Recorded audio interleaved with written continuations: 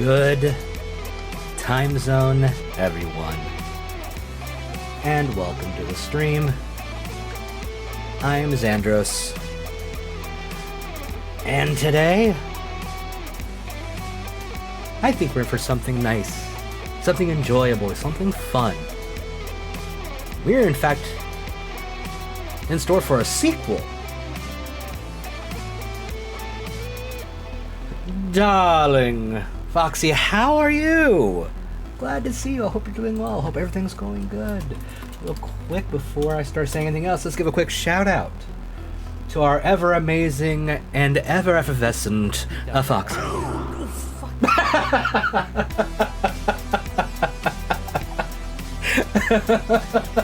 Okay, the clip choice was a bit mean, but it's random, so it's not my fault.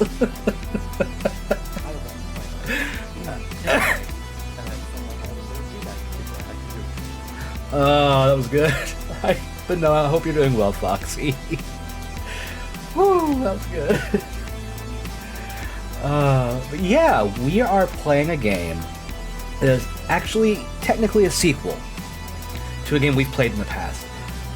Not frightened you are? Oh, don't worry, there's no frightening today. Today, it's all about exploration, self-discovery, heading out into the wild, mostly untamed West, in an alternate timeline where the British Empire still reigns supreme, and the United States is still under its rule.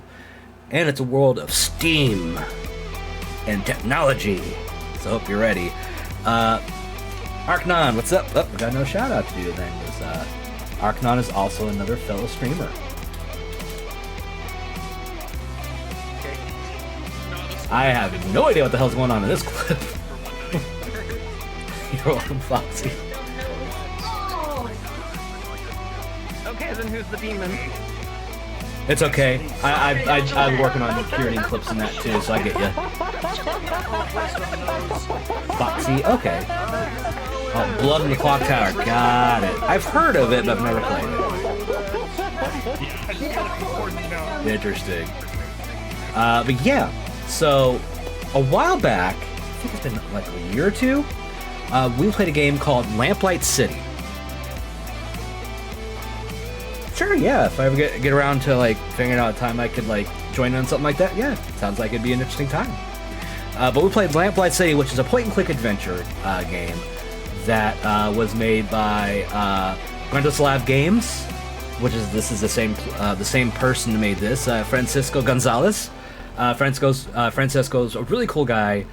He's actually been in the stream before when we were playing Lamplight City, and I've chatted a little with him on his streams when he was still doing some work on this.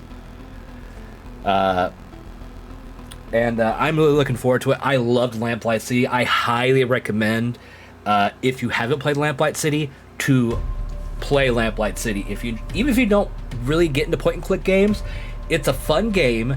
It's not going too much into moon logic for the puzzles. The voice acting's really good. This is a one-man show outside of like voice casting and voice directing and stuff like that. Because I believe he also did the music for the game. I could be wrong. We're playing Wednesdays, not streaming. Okay. I don't know how my schedule's looking for the foreseeable future just yet, but yeah, if I can swing it, I'll come check it out. But yeah, so Lamplight City was really good. It was kind of a murder mystery kind of deal. This one isn't really that, but it is a point-and-click adventure, and this follows the sister of one of the characters from the last game and her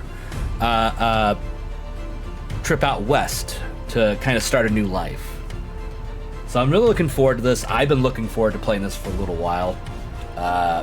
So I hope you're going to have as much fun with it as I have. If you want to check out my playthrough of Lamplight City, though, I believe that should work. There you go. You can check out the archive channel over on YouTube that has the majority of my old streams up until the beginning of this year. Pretty much we're all caught up over there on stuff at the moment, so you can check everything. But if you want to find Lamplight City, I do have that collected into a playlist, which this will be added to as well once we finish it. but we'll be adding this to the Lamplight City playthrough list because it's all the same, like, game world. I just figured that makes it easier. But yeah, I'm not going to really stall too long. Just a real quick bit of housekeeping. Because of recent events, we will not be discussing that incident. If you want to know my opinions on that person, you can check me on Blue Sky. It's just because I don't need that, being the central topic. Everyone has been talking enough about that bullshit. I'm not adding to it right now. But here's what I will say. Fuck bigotry. Fuck racism. Fuck sexism. And,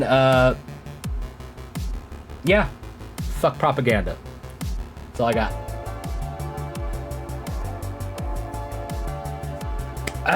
So, that bit out of the way, why don't we stop the music here and let's get into the game proper. If everything sounds too quiet once things get going, because there's not much in the way of music right now, it's just like some background noise. But if anything sounds too quiet, let me know. I'll adjust things in the settings, but I'm so excited. Toot toot. Boarded the 743 from Pierre-Lorraine for Rosewater, Western Vespuccia. No baggage to speak of. Oh, sorry. It's a little loud. I can hear it. I'm going to turn this down just a bit. There we go. In the literal or metaphorical this was all sense, done by hand. Just a little hope. And that doesn't take up much space.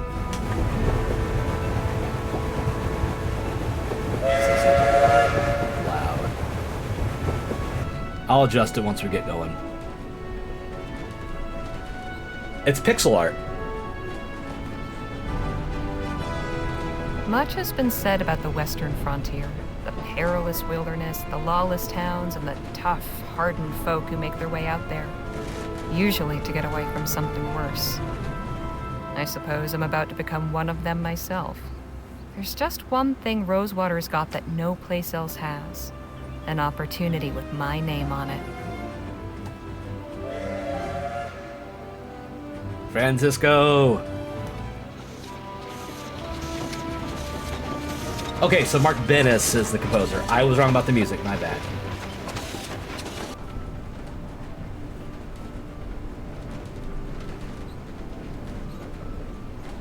The thoughts in my head are running together like the landscape outside the window. Excitement and trepidation and boredom mixing like the scrub and rocks and soil into one long... Yeah, the resolution's really good, really nice. It's love it.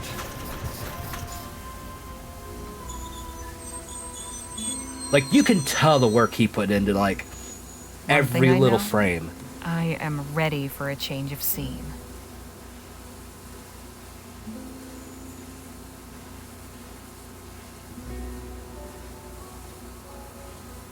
We're going to adjust the volume just slightly here in a minute, the settings, once I get control back. Because I was looking, we were getting a little close to peaking. Western Vespuccia, the town of Rosewater. 1850. I think Vespuccia was the name of the country in total now, not the United States. I don't remember. It's been a while since I played Lamplight City. Quiet. Howdy, ma'am. Allow me to extend the warmest of welcomes on behalf of the town of Rosewater and its inhabitants. Folks call me Jem. And who do I have the honor of greeting? Harley Legere. Delighted to make your acquaintance. Might I assist you with your luggage? That is, if you've got any. I don't. Ah, right. Well, what brings you to our fair town, Mrs. Legere? Real quick. I can't do anything, okay. Miss. And I'm here about a job. Planning on sticking around, huh? Say, what line of work are you in? If you must know, I'm a... Oh, I get a pick. Well, I write. There's an opening at the Rosewater Post. Well, best of luck with that. The editor at that place ain't somebody you want to cross. Then we ought to get along fine. I'm sure you will. But as official town greeter, allow me to offer a small caution. Rosewater ain't always such a sleepy little town. Hey! Say, I've just remembered another engagement. Is this how you welcome new arrivals? I have a mind to give you a thrashing. All right, enough of that. Look, I was no choir girl.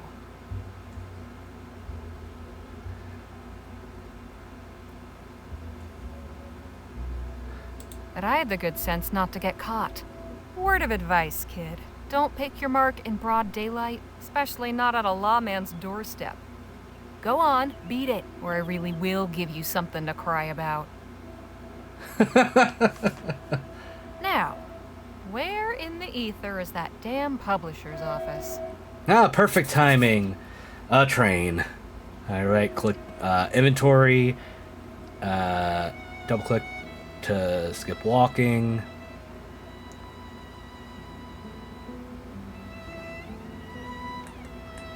Okay. Just testing everything out.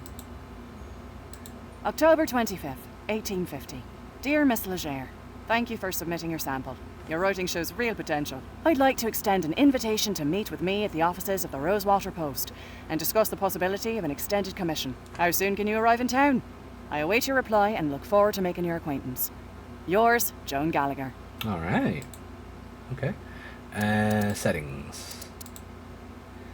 Voice volume just a smidge. Music down a smidge. That should do it.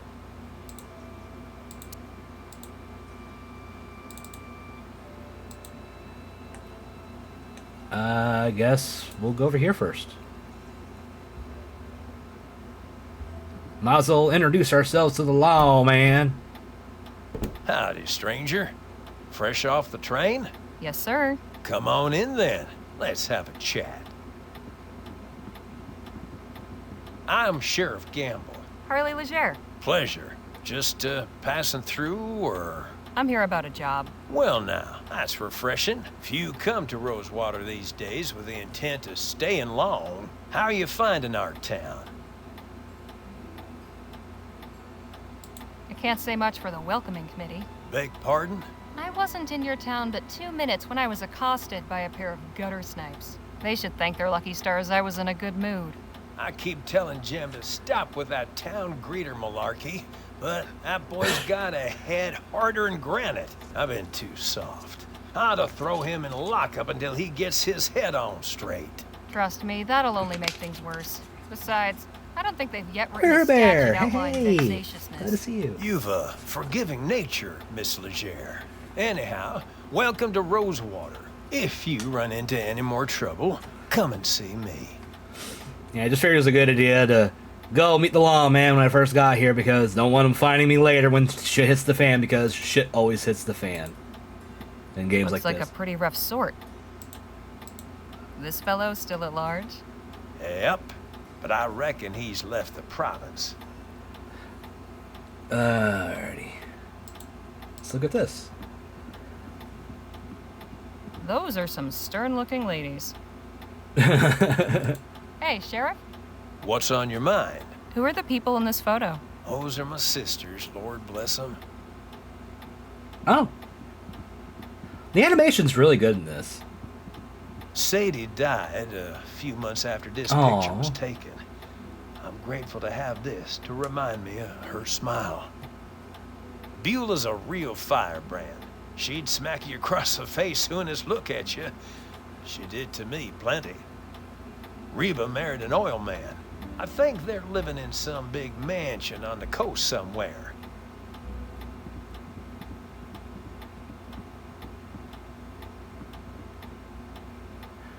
Alrighty, that's enough talking to him for a minute.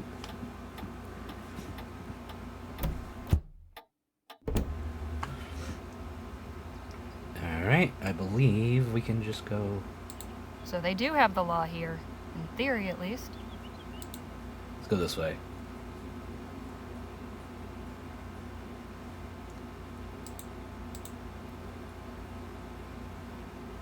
looks sturdy, but there's some rot creeping around the handles. Ew. Soft drink crates. A sugary, fizzy way to beat the heat. The local sawbones. This is where all the sharp knives and strong drugs will be kept. And probably a good idea to meet the doctor.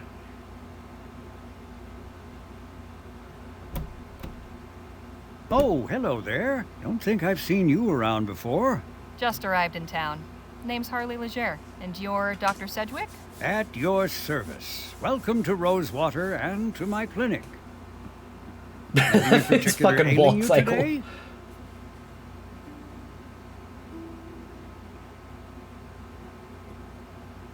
I'm really just making my way around town. Fair enough.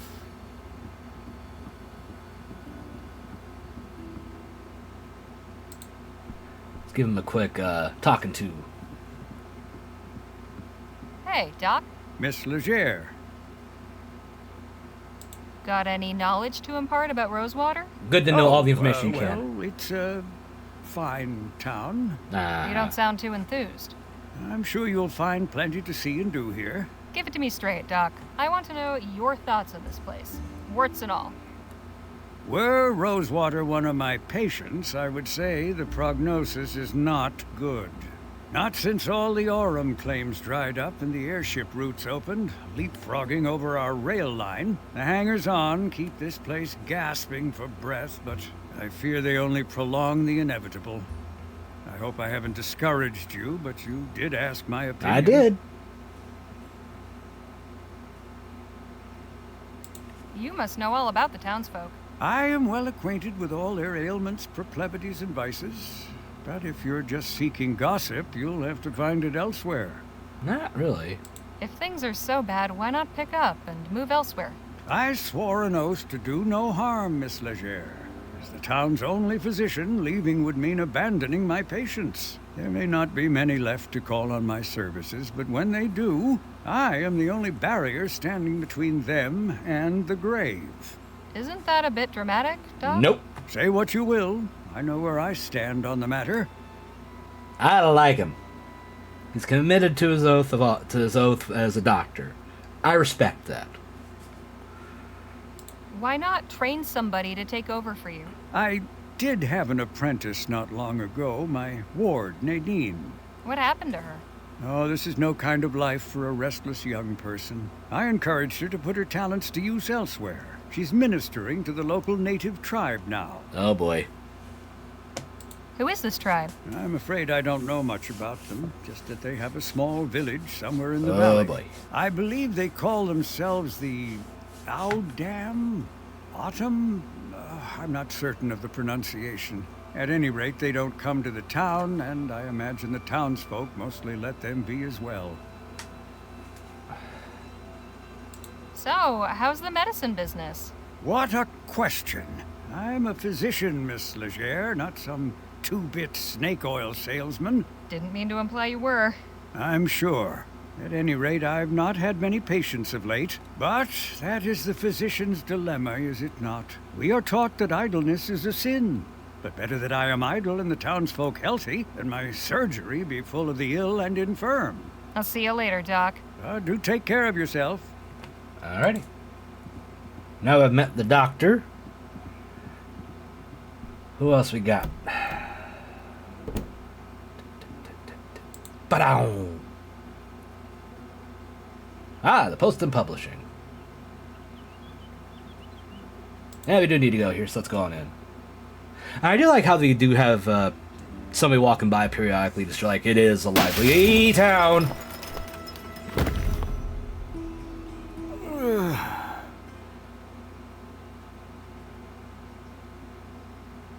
Holy hell! Are you alright, mister?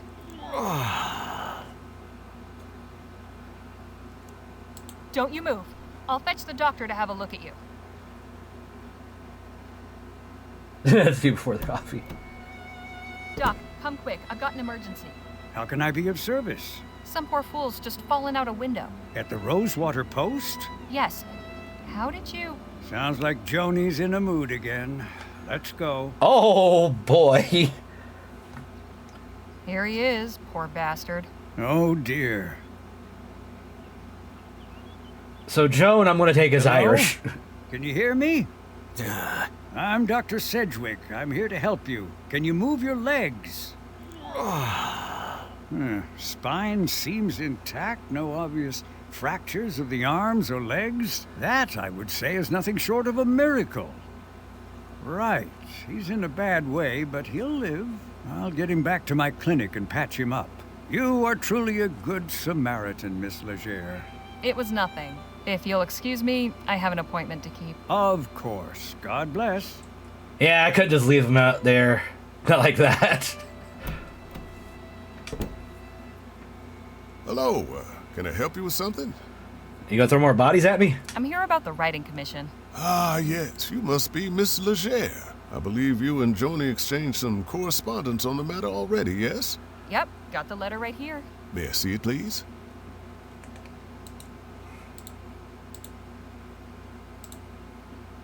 There we go. Very good. Oh, one more thing. Excuse me. Joni's not one for formalities. First names will do. Noted. Go up those stairs and knock. Thanks. What's your name? Henry Dixon, ma'am. Pleasure to make your acquaintance. Nice to meet you, Henry. Likewise. Oh yeah, I probably should do saving.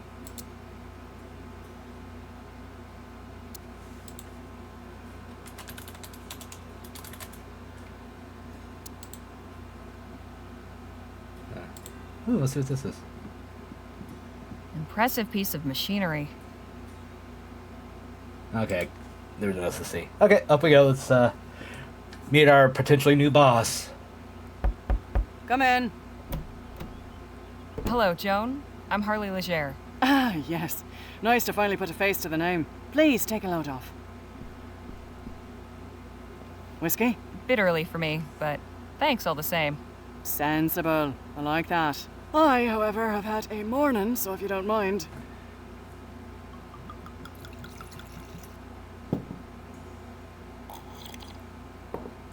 Say, we met before. Something about you seems familiar. I don't believe so, no. Well, let's get down to the meat and potatoes, shall we? If you're going to join our little family here, I'd like to know more about you. Let's go succinct. Me? Well, I was born and raised in New Britannia. Got out, made my way west, and started writing. I saw your ad while I was up in Pierre. Thought a change of scenery would do me good. Well, admittedly, Rosewater isn't as cosmopolitan as it used to be, but maybe you'll find it to your liking. There hasn't been a dull moment since I stepped off the train. Speaking of, your writing sample had me in stitches. Haven't spent much time in Lamplight City myself, but your descriptions of the toffs in Lyon, hilarious. That piece was inspired by my last visit a few years ago, actually. Oh? What brought that about? I had to go back and settle my late brother's affairs. Oh, I'm sorry. I hope it wasn't in connection with that awful business at the Lamplight City Expo. Oh, no, it was before that. The Expo disaster was a national tragedy, of course. But you know, Ooh. can't help remembering it as the World week our building. paper sold more copies than it has before or since. Isn't that terrible? But enough about that. Let's get back to why we're here. I loved your sample, and I like you as well, Harley. So I'm going to go ahead and offer you a commission. I'll pay you 45 crowns for it. After that, we can talk about more regular opportunities. Fantastic. So, what's my assignment? A scathing commentary on Rosewater's decline? Or maybe a hard-hitting expose on the plight of the marginalized criminal youth? Oh, no. Nothing Oh, like boy. that. I want you to interview Gentleman Jake Ackerman. Who? Oh, the other one. You've been living under a rock. He's a true Western legend. The Achilles of our times. We've got a real opportunity here. Star like that landing in our little town. I'd like something in the vein of your sample. Acerbic and mordant. But maybe not quite so acerbic. So, a puff piece. Good, you're paying attention. I want you to make Rosewater look good too. I think Show the me a real dialogue's been frontier pretty hero smooth. in a real It doesn't frontier feel town. like Where stilted. can I find this Feels pretty- Jake fellow? He's taking Got a runs nice at flow. the Jack of Diamonds just down the road. And his show is opening today at the Opera House. So he should be around for an interview. I don't know how you're situated here, but you're welcome to use the typewriter in the office. I only write longhand, but I'd certainly be grateful for a quiet place to work. Longhand. How charming. Now, if you have any questions before you go, by all means, ask. But real quick, for those that don't understand the connection to the last game, Leger as far as the last name goes, that was the last name of the partner of the main character from Lamplight City that we played. So, the ghostly voice in the main character's head. So, yeah, that's where we're picking up from, is after that.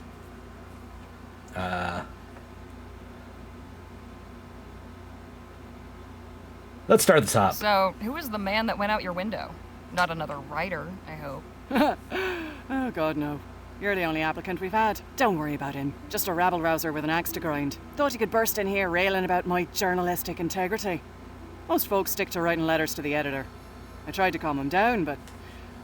well, it didn't go that way. I see. Yeah, it went out the window way. The Rosewater Post reported on the Lamplight City Expo? It was only the biggest story that year. I still got copies of the article saved. Here, read it for yourself. Great way to advertise. So let's have a little fun going back in history a little bit here. Disaster at Lamplight City Expo. The Etheric Pavilion at the Global Exposition in New Britannia, Kingsland, was the site of a terrifying disaster that claimed 15 lives on Saturday. During a demonstration by Etheric researcher Dr. Bennett Clark, a device known as the Etheric Generator malfunctioned and released a burst of energy into the audience, instantly vaporizing 14 attendees and one stage assistant. An eyewitness described the scene of the New Britannia Gazette. The things started up with a great crackling noise, startling the ladies in the audience and raising several cries of excitement. In the next instant, there was a blinding flash of light. After that was just screams and a horrible burning smell. From where I stood, I could see that a bunch of folks gathered to one side of the apparatus were just gone. All that was left were shoes and hats and things in a pile of ash. And the worst thing was, their shadows were still there on the wall behind. A controversial figure in the scientific community, Dr. Clark has championed novel theories on the existence of aethericity, a supposedly inexhaustible source of energy located in the upper atmosphere. The Etheric Pavilion, an exhibit jointly sponsored by Kessling Industries, Harmon and Grove, and Eastern Consolidated Coal, was intended to showcase the technology's potential before a global audience, although public enthusiasm may be somewhat dampened following the events of last weekend. Dr. Clark was taken in for questioning by authorities, but it remains to be seen whether he or any of his sponsors will be held legally responsible for the lives lost in the incident. So, yeah. Sorry, his eyes irritated. So, yeah, that was the whole thing. Can I keep this? Frame it if you like. Cool. Any insight you can give me about the town? It's a far cry from what it used to be. In a way, it's nice not having to hear the noise from the saloon at all hours, but... oh, I don't know. Folk who moved on took some of the charm with them. Yeah, fair enough. What about the folks who stayed behind? What about him? I was hoping for more details. As far as you're concerned, the only person in Rosewater worth knowing right now is Jake Ackerman. If you're so keen to know about the rest, go meet him for yourself. Fair enough. I'm curious, how did the Rosewater Post get its start? Well, my dad was a union man. He worked the printing press for the Allied Fall Creek Miners Cooperative. Pamphlets, labour news, that sort of thing. Then the mine owners brought the Blackbirds in to bust the whole operation up. My dad was laid up for months and could never work again after. But we still had to eat, didn't we? I took all the equipment from the old shop and started printing up an early version of the Post just to bring a little money in. At first, it was all just community notices and advertisements from local stores. Over time, I got the hang of the whole journalism thing and turned it into a real newspaper. Alrighty. I'd best be on my way. Right you are. Not gonna be a good idea Wait a minute. What? It's just come to me. I know why you look familiar. You're Spitfire Harley. Goodness. Uh-oh. A long time since anyone called me that. I saw you fighting back in 26 at Wellesley Hall in the Chum. Fighting? You got a brute twice your size with a right hook. Pow! It was like watching David bring down Goliath. I appreciate the kind words, but that was another life. Maybe so, but for a 14-year-old kid fresh off the boat, it was pretty damn inspirational. Thanks, Joan. Appreciate it. Of course. And please call me Joni. Okay, that was something I wasn't expecting. Hot damn. That must be the dad. You support Leroy? Oh. I'm a proud Labourite, sure. I'll admit he hasn't been my favourite PM. But the way things were going with Atwood and the Traitus, this place would have been swallowed up by an automated newspaper conglomerate. Labour Party gets me vote any day of the week. Fair enough. Yep. Is this the first edition of the Rosewater Post? Yep, March 30th, 1845. One of the best days of my life. I hope fixing that window won't be too expensive. I may just leave it for a while. I'm enjoying the breeze. Won't be enjoying the bugs and other shit that gets in there. Fascinating device. Isn't it just? To think, I can send messages from here to Bright Bay with the press of a lever. What will they think of next? I love steampunk stuff and futuristic technology from like a past viewpoint. It's always Nice interesting. typewriter. First, good old Sheldon Model 4. What's with the cane? That's quite a stick. A memento from my grandfather back in County Donegal. Comes in handy now and again. I'm sure it does. Okay. See you later, Joni. Take care of yourself out there. Spitfire Harley, writing for my paper. Now don't that just beat all?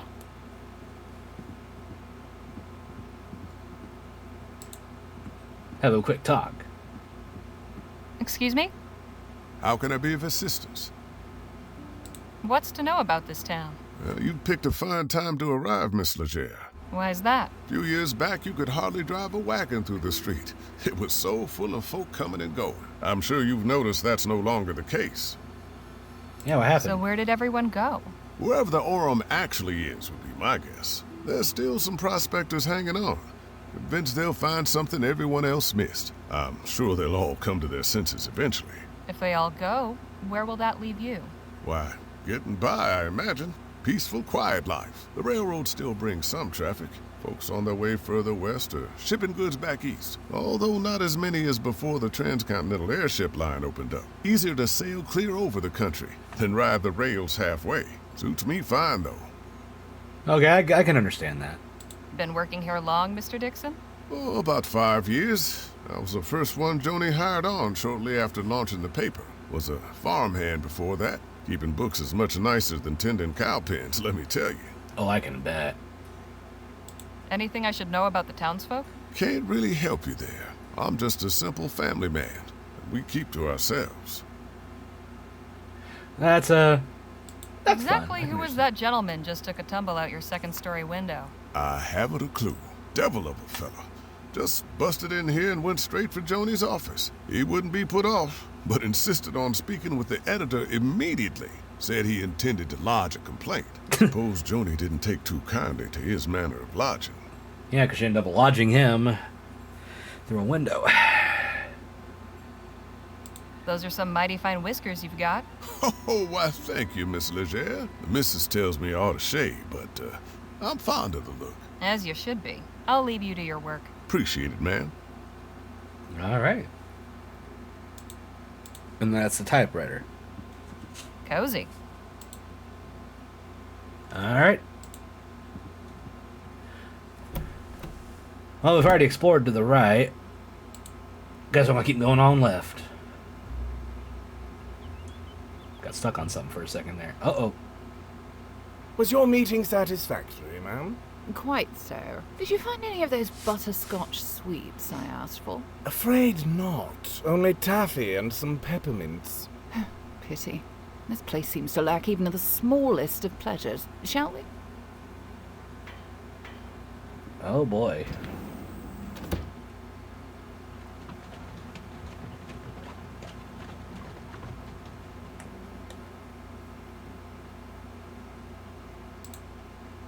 Business seems slow today. Probably a good thing. Agreed. Interesting. Shabby, but I've been to worse. Trying to catch up on all the little things I'm looking here. Wonder if the whiskey here is any better than the rock gut back in Pierre.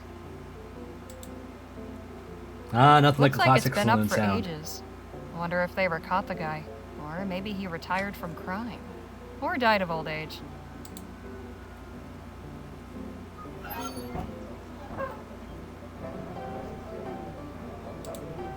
What's that? Food delivery for the lazy. Ah, Warning. Watch the dang door. Signed, Management. Guess we'll talk to the guy standing here, you know, very obviously. Excuse me, kid. I need to get upstairs. I'm really sorry, miss, but Mr. Ackerman's not taking any more meetings right now. I'm here on behalf of the Rosewater Post. Did you make an appointment? No, I just got the assignment. Okay. Look, Mr. Ackerman's upstairs getting ready for his show. It starts in less than an hour. Why don't you come by and watch? You can come meet him afterwards. I just need to interview him for a newspaper article. Well, now, that's perfect. If you're going to write about him, you should definitely see the show. Trust me, he's a real dazzler. Suppose it beats waiting around here. Oh, there we go. We have our answer. That's a buck. Someone's hunting trophy. I bet that piano hasn't been tuned since the De Leon administration. She's making the best of it, though. Is there anyone else to, like, talk to? The local populace getting sloshed. God, there's a lot of wanted posters. I can't do much else here. These seem to be for decoration more than anything else. Well, can't do much about that. Come back. Is there further left? Nope, it's just up this way, huh? So we'll come back to the Jack of Diamonds later for the show. You. You again? Oh, hey, Harmony, was it? Harley.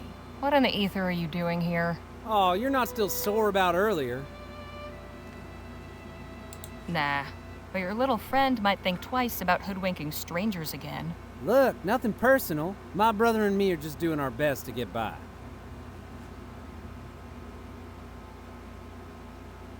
Your brother? And you just strolled away? I ought to knock you into a cocked hat. Hey, you gotta look out for number one. You picked the wrong mark, but I can let that go. Hell, with a little effort, you two could be halfway decent grifters. But if there's one thing turns my stomach, it's disloyalty.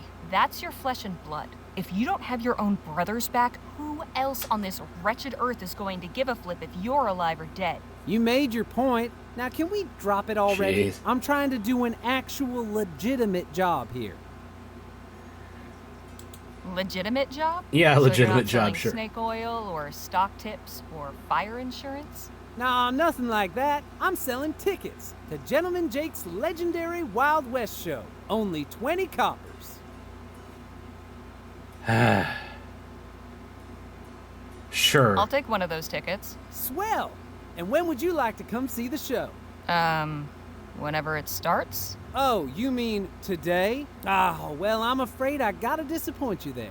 Sold the last of today's tickets not 10 minutes before you walked up. Seriously? Seriously, this ain't exactly the Coliseum. It only fits so many, and folks around here are real excited to see Gentleman Jake in person.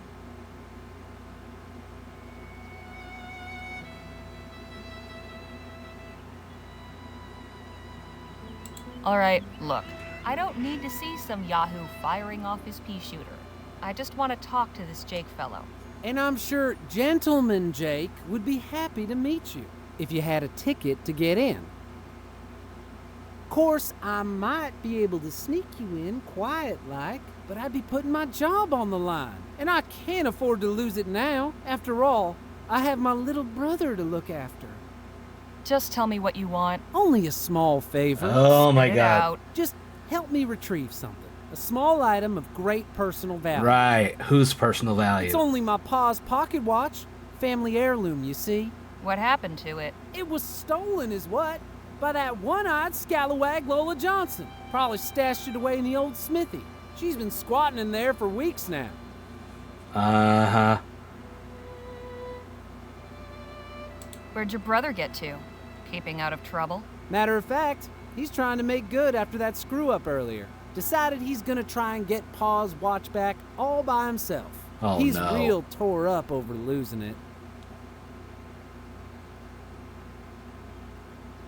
If he's doing it, then what do you need me for? Why, it's clear he ain't cut out for the job. I tried talking sense into him, but he's Oh, dead boy. set on it. Wants to prove himself. But he'll be in real hot water if he gets caught, which he probably will. That's why I'm asking you to I do it don't trust before he this goes guy and farther than I does can something throw him. Stupid. I can tell you. And she could probably throw him pretty far, to No be fair. problem. If this Lola stole from you, why not report it to the sheriff? Oh, come on. I thought you was sharp. That lazy tyrant would cuff my brother and me soon as look at us. It's just the two of us. Me and him against the world. We got no one else to turn to. So, will you help us out? Like, you literally... You said you and your brother needed money. How about 2 crowns? Well now, that's mighty kind of you. But this don't change the deal. Why, you little bastard. You want in, you gotta do me that favor.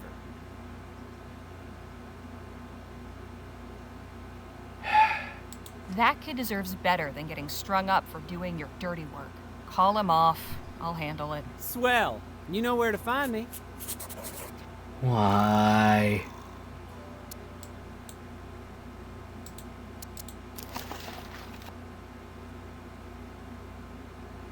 Alright, let's take a look here.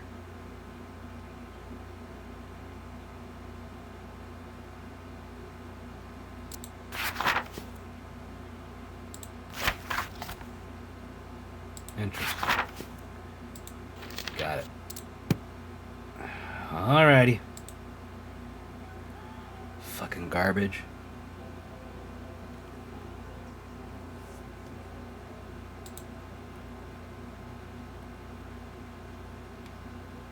Now, before I do anything, I'm gonna talk to the sheriff. Because he may do something about them, but like me is a different story.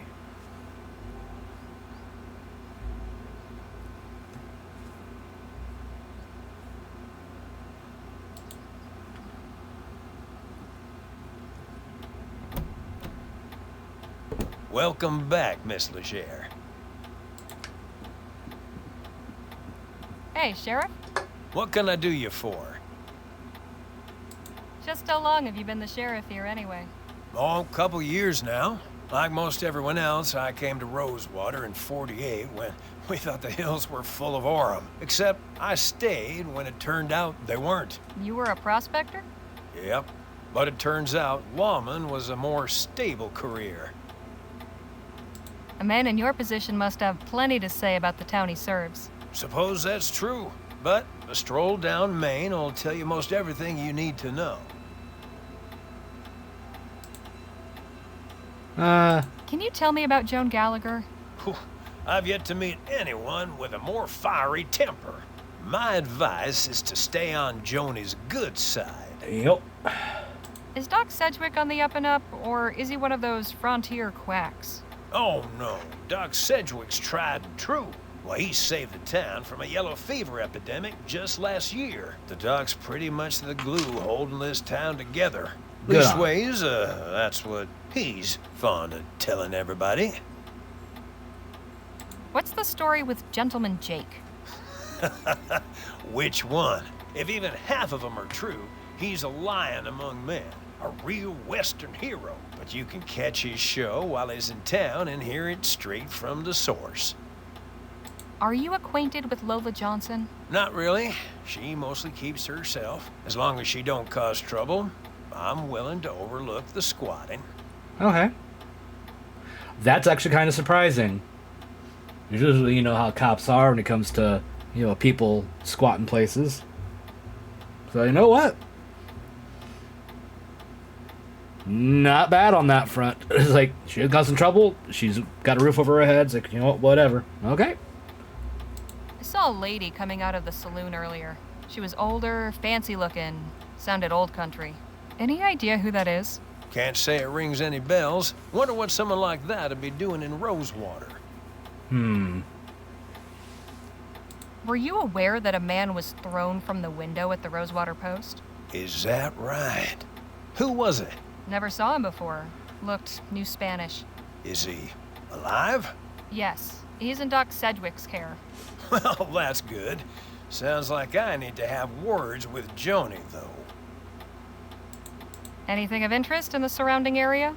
Not really. The San Bernardino Valley don't offer much in the way of sightseeing. There's an army fort, Fort Beaumont, and an abandoned relic that used to be a laboratory. Interesting. There's also an Indian village on the other side of the valley. But you'll want to steer clear. I've heard tell they can be real territorial. But all that's outside my jurisdiction. When you leave my town, you're taking your chances out there. Thanks for the chat, Sheriff. Come back anytime. Okay. You know a place I haven't done, real quick. I haven't gone back to the railway station. I should really check it out.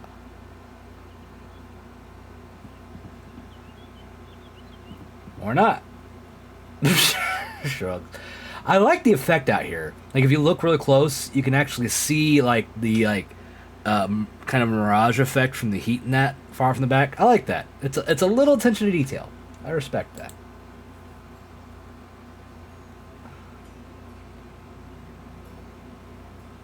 Alright, before I try to break in, number one, I'm going to talk to the physician to see about this guy. And then I'm going to talk to Joan. Hello again.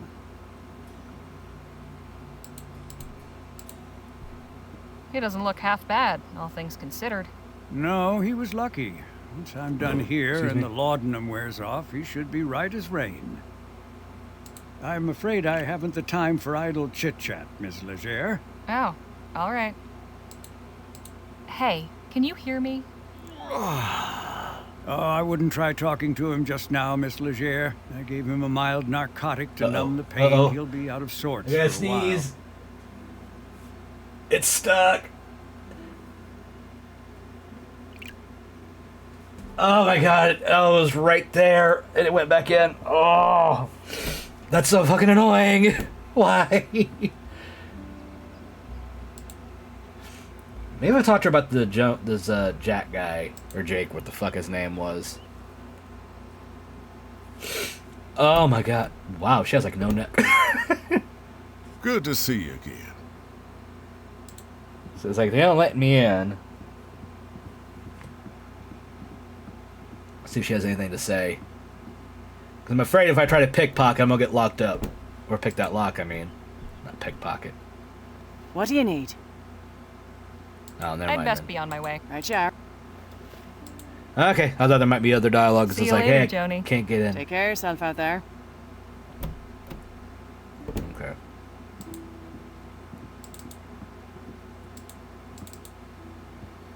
Okay, so it does work to get out faster. Got it. Alright. So we'll take a look at this damn lock. Actually, what's with the puddle? I hope that isn't the town water supply. Okay. Can't be a good sign when even the blacksmith goes out of business. No shoes for you, horsies. Looks sturdy, but there's some rot creeping around the handles. Right, let's take the journal here. It's a padlock.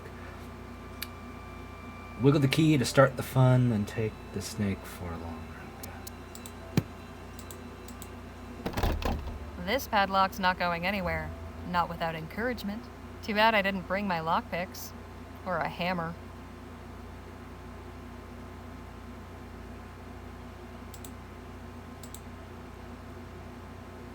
Nothing inside but a colony of ants. Shame. I could go for a sarsaparilla. Okay. Alright, let me think.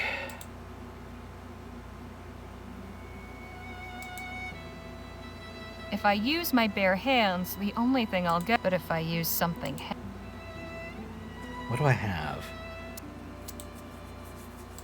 Okay.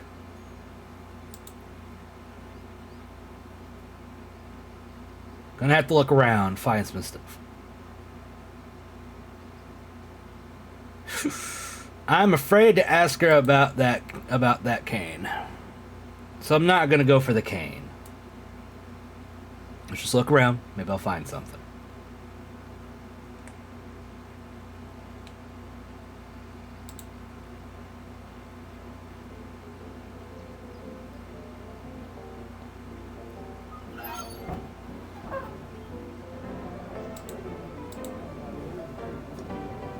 Now that is mighty tempting.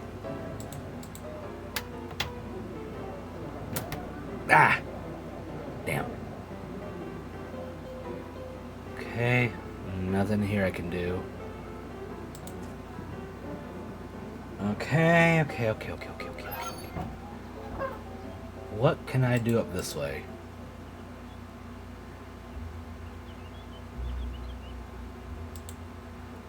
Never heard of this one. Betrayal, murder, revenge, classic stuff. Never works out that way in real life. Ooh. This place is falling apart, but these stone tiles were nice. Once. Well.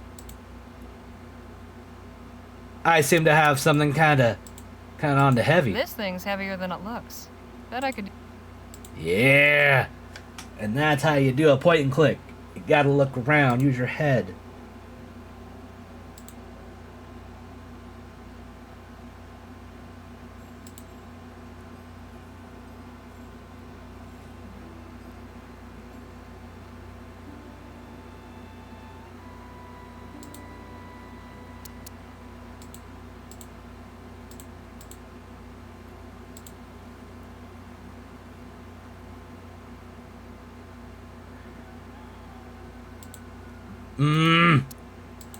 Yeah, not wrong.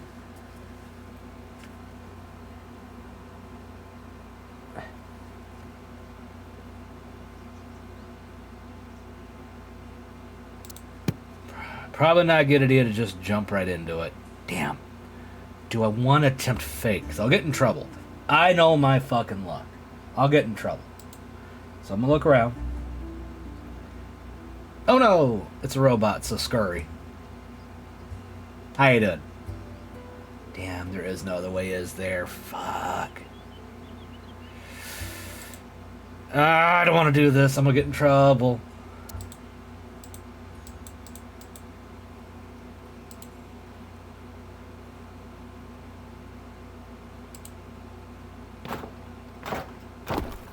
That did it. Tile's no good anymore, though. I see. Hope Borderlands been fun for you.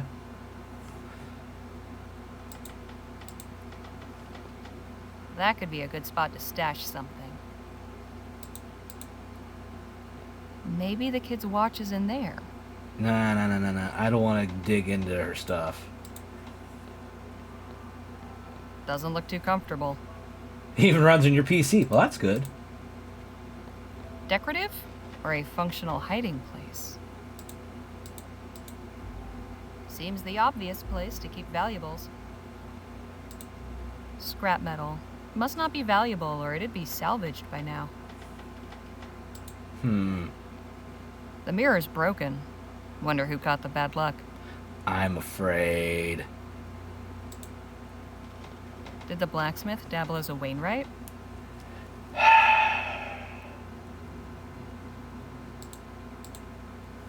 Absolutely nothing. Emptier than that fool Jem's head.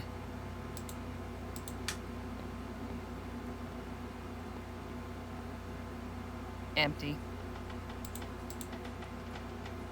Just worthless trinkets. Doesn't look too comfortable. Nothing here.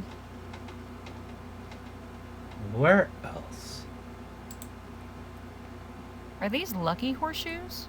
If so, they didn't work. Let me look here. Ah, down here. The Smithy's cold furnace. Well now, what have we here? Got what I came for. Best not to stick around. What in the ether is going on here?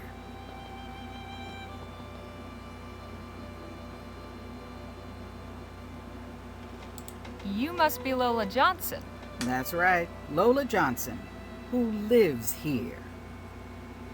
Been surprised how often games just work on Linux. Yeah, no, I'm happy. You know, that a lot more games are working on Linux out of the box.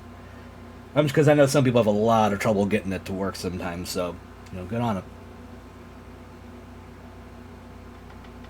I thought it had a certain domestic charm. Nice setup you have in here. I don't know what you're playing at, but my patience is wearing thin.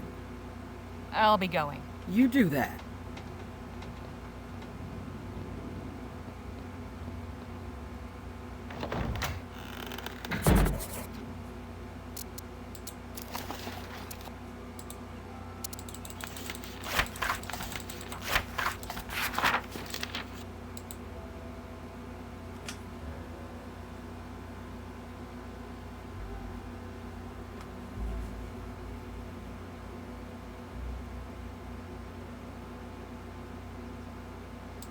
I don't like this.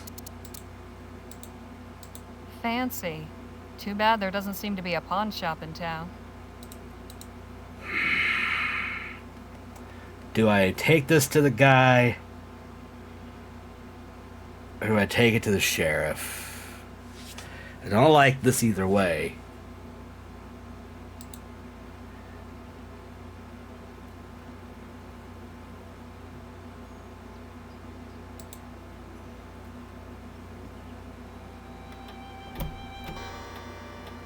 Welcome back, Miss Leger.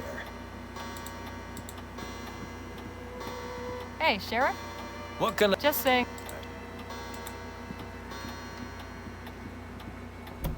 And apparently Borderlands doesn't have a good end game. Surprise, surprise. It's a Borderlands game. It's wild that they don't just do procedurally generated vaults that you can crawl through. Yeah. But then again, I'm not surprised by that. They're just going to keep doing the same thing over and over and over again.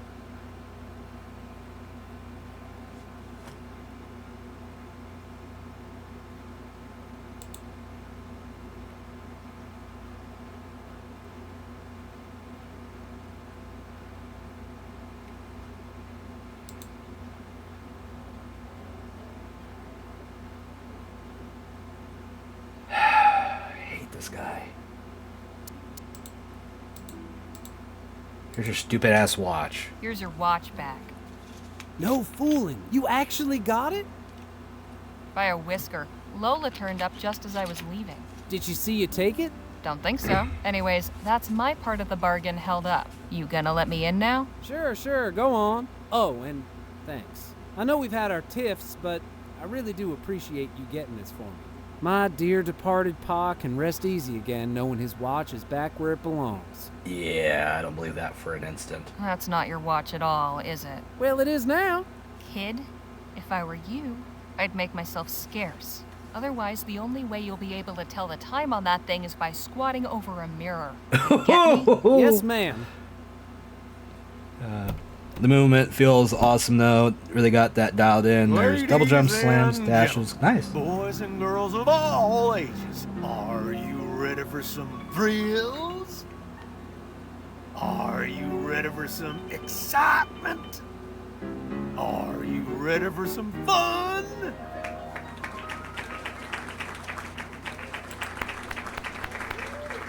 I'll clap. Without further ado, now present the star of our show. The last man standing at the Bleachbone Gulch Showdown. The only man to defeat Bastard Billy Boakes in a duel. The man who discovered a gentleman, then gifted it to an orphanage. Gentleman Jake Ackerman! Here we go.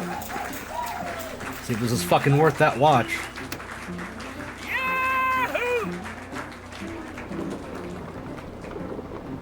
Jesus Christ.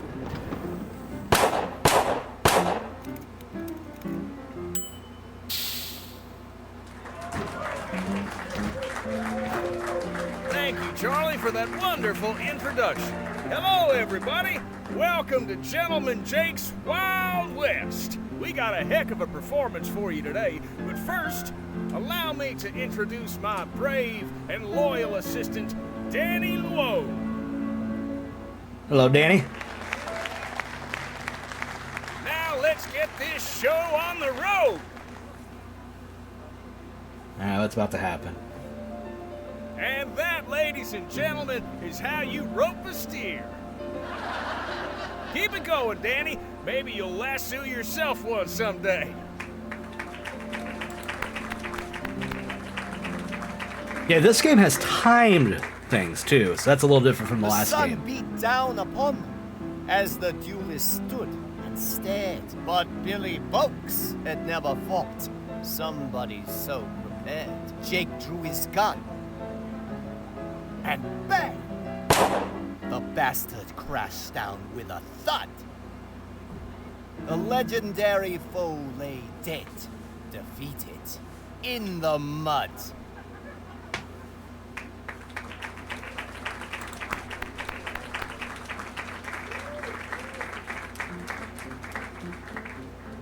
And now Now for a most challenging proposition. Perhaps the greatest feat of marksmanship to which a man can set his sights. You see those 5 juggling balls that Charlie keeps whirling aloft in such a dizzying display? Oh, how bad's this gonna go? Ladies and gentlemen, fix your eyes on that green ball in particular, and do not dare blink. For with but a single bullet, I will pluck it from the very air.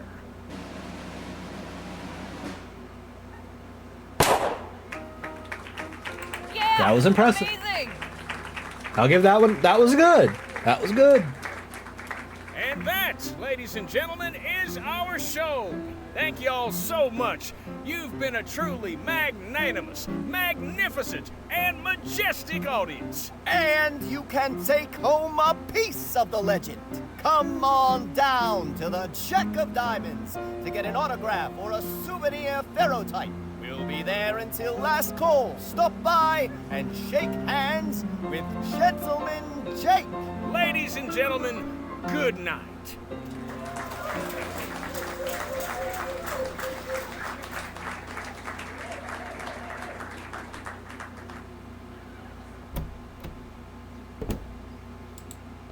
Okay.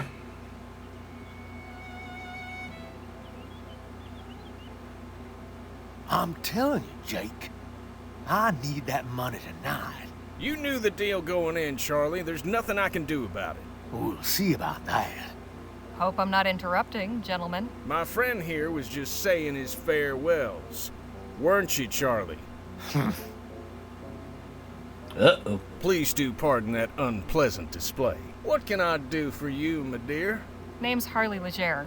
I'd like to interview you for the Rosewater Post. Well, shucks, it would be my pleasure, Miss Leger. Shall we go upstairs to my room? Beats standing out here in the dust. Lead on. Oh boy. Okay, good. Miss Not by Leger, ourselves. permit me to introduce my associate, Danny Luo. We've met, actually. Not formally, I suppose. Nice to properly make your acquaintance, Miss Leger. Likewise, Mr. Luo. Please, you can call me Danny. Everybody does. So what did you think of the show? Pretty spectacular, huh? Let's just go with it was amazing. Spectacular. It was amazing. Well, shucks. I'm glad you enjoyed it. Shall we proceed with the interview? Right. How did you come to pick Rosewater as your latest venue? Simple. Plenty of folk in this town are looking for a good show. This is supposed to be a puff piece, so I gotta be careful. El Presidio or Los Virgenes are the only places worth visiting. After spending all day bent double over a pan in a creek or working his keister off down in a mine, a man is entitled to some amusement, wouldn't you say? You're clearly a man of great deeds. Okay. Which would you say has been your greatest? I value all my accomplishments equally, Miss Leger. To single any one out would diminish the others. I couldn't bring myself to do that. What a noble sentiment. I like to think so. Is there anything that frightens the mighty Gentleman Jake? You know, somebody once told me, fear is only as deep as the mind allows. When you deal with the type of folks out on the frontier that I do, marauders, bandits, desperados, your fears have got to be shallow. Otherwise, you won't last 2 seconds. Right. What's something nobody knows about you? Give me something juicy. I'm something of an open book, Miss Leger. Keeping secrets ain't really my modus operandi. Come on, everyone's got secrets. Oh, I think you'll find I'm not like most folk. Hey, Jake, don't you have an appointment with Miss Sally this evening? Damn, you're right. Sorry to cut things short, Miss Leger. I've got another engagement I need to prepare for. I should have plenty for my article. I appreciate your time. Well, I look forward to reading your story in the next edition. Danny, see the lady out, would you? Uh-oh. Good meeting you, Danny. Guess I'll see you around. Not to worry, gents. Jake's all yours. Hey, you were in the show. Nice juggling. Thank you, ma'am. Jake, get your ass out here right now, you four-flusher. Oh, boy. Now, What's all the ruckus? Don't play the fool with me, Ackerman. You know damn well why I'm here. You might think you can give me the runaround, but I wonder if my friends here won't convince you to pay up. Charlie. Didn't anybody ever tell you only cowards get others to solve their problems for them? You slum-guzzling bastard. I'm gonna fix that wobbling jaw of yours. Come on up here, then. You sure you won't reconsider, Charlie? Shut the hell up and get out of my way. McGuire, take care of the kid. Oh boy. Let's dance, cowboy. I suggest you clear out while you can, little lady. This could get ugly. From where I'm standing, it's pretty damn ugly. Ooh! Hey! So that's how you want it, huh? Fine. I'll let the boss deal with you when he's done.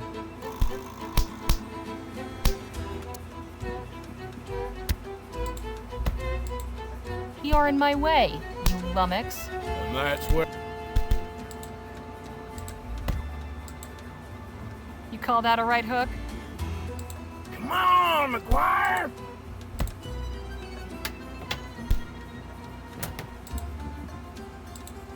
Hey! Don't start any trouble, lady. What can I do? You call that a right hook?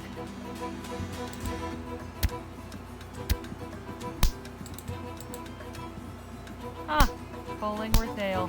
Didn't know they... What can I do? Knock his block off! Warning. Watch the... Hey! Don't start any There it is. Whoopsie daisy.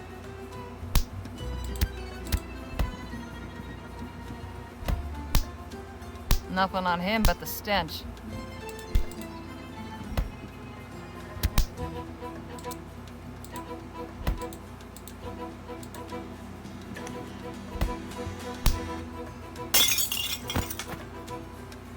Hey, nice one. Not the most honorable way of winning a fight, but these boys were hardly playing fair. Hey, Charlie. Looks like your guys weren't as tough as you hoped.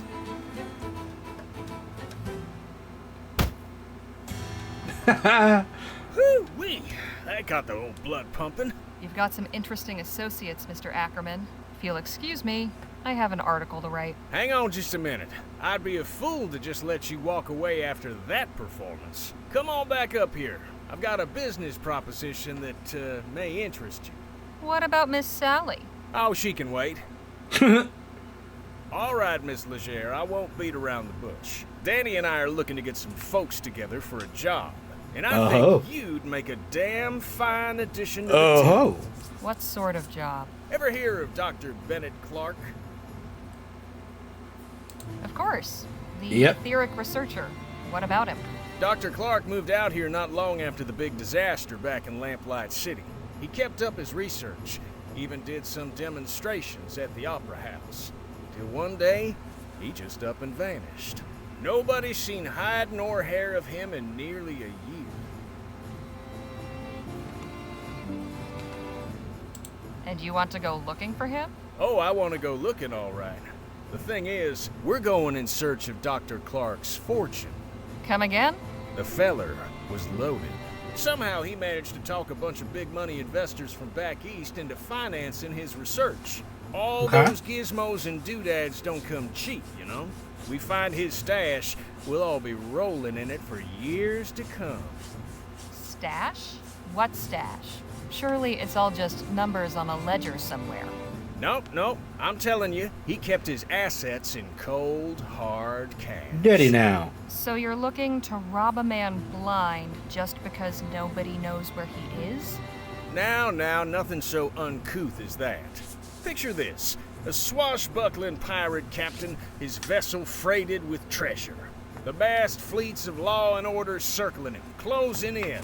He digs a hole in the sands of some sun-kissed tropical beach to conceal his ill-gotten loot and makes himself scarce. Circumstance conspires to deprive him of the opportunity to return. Now, he's the brave treasure hunter who seeks and unearths the bounty guilty of robbery? Or is he just returning to the world what would otherwise lie forgotten and worthless? See, we're not after Clark's personal wealth. The money in question was meant to bankroll his etheric research. Since that's been outlawed, he can't touch it. And it's a drop in the ocean for the investors. They'll never miss it. How many folks are you planning on bringing into this? That depends on what we find. But I promise you, we'll all get a fair split. Enough to make it all worthwhile. What's your plan? Clark had a lab nearby, a couple miles outside of town. Last place anybody saw him. We poke around there, retrace his steps, and it should lead us straight to the loot. Now, call me crazy, but I get the impression you're not entirely convinced. Truth be told, I'm not. How can you be sure Clark isn't just holed up in some cave with his cash? Or that someone didn't off him so they could claim it for themselves? We follow Clark, and whatever vanished him could end up vanishing us, too. I admit we're asking you to put a lot of faith in us. Hell, I'd probably be just as incredulous were I in your position. Mr. Ackerman's a good man, Miss Leger. He's never led me astray in all the time I've known him. I appreciate it, Danny, but I think Miss Leger is gonna need a little more than just your at least he's sensible. Look, I've known quite a few moneyed folk in my time. They all got one thing in common. You know what that is? They couldn't give a rat's ass about folks like you and me. I admit I cannot emphatically contradict you there. Not what I meant. So what do they have in common? They're good at keeping their money safe. Clark's cash is out there. I just know it. As far as your safety, you just took out a couple of brutes twice our size. It's plain to see you can take care of yourself. I'm pretty good with my pistols, and Mr. Ackerman can talk his way out of anything. But we could use somebody who's good in the fights. Besides, stick around old Jake long enough and you'll have enough material to write a whole book. Forget a measly little write-up in the local rag. I'm offering you a front row seat to a much better show. So, what do you say?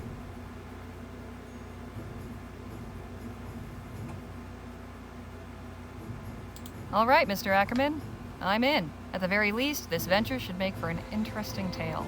I'm pleased to hear you say that. You won't regret this, Miss Leger. We'll set out for the lab at daybreak. And please, call me Jake.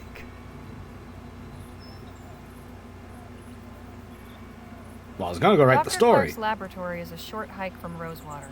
After getting run out of Lamplight City, this is where he went to ground. A secluded desert facility where he could get up to who knows what. Jake, Danny, and I head there at first light to see what secrets he left behind. I didn't get a chance to go back and write anything. Quite a sight, ain't it? I'll say. What the hell was Clark doing out here? That's a question for minds greater than ours, Miss Leger.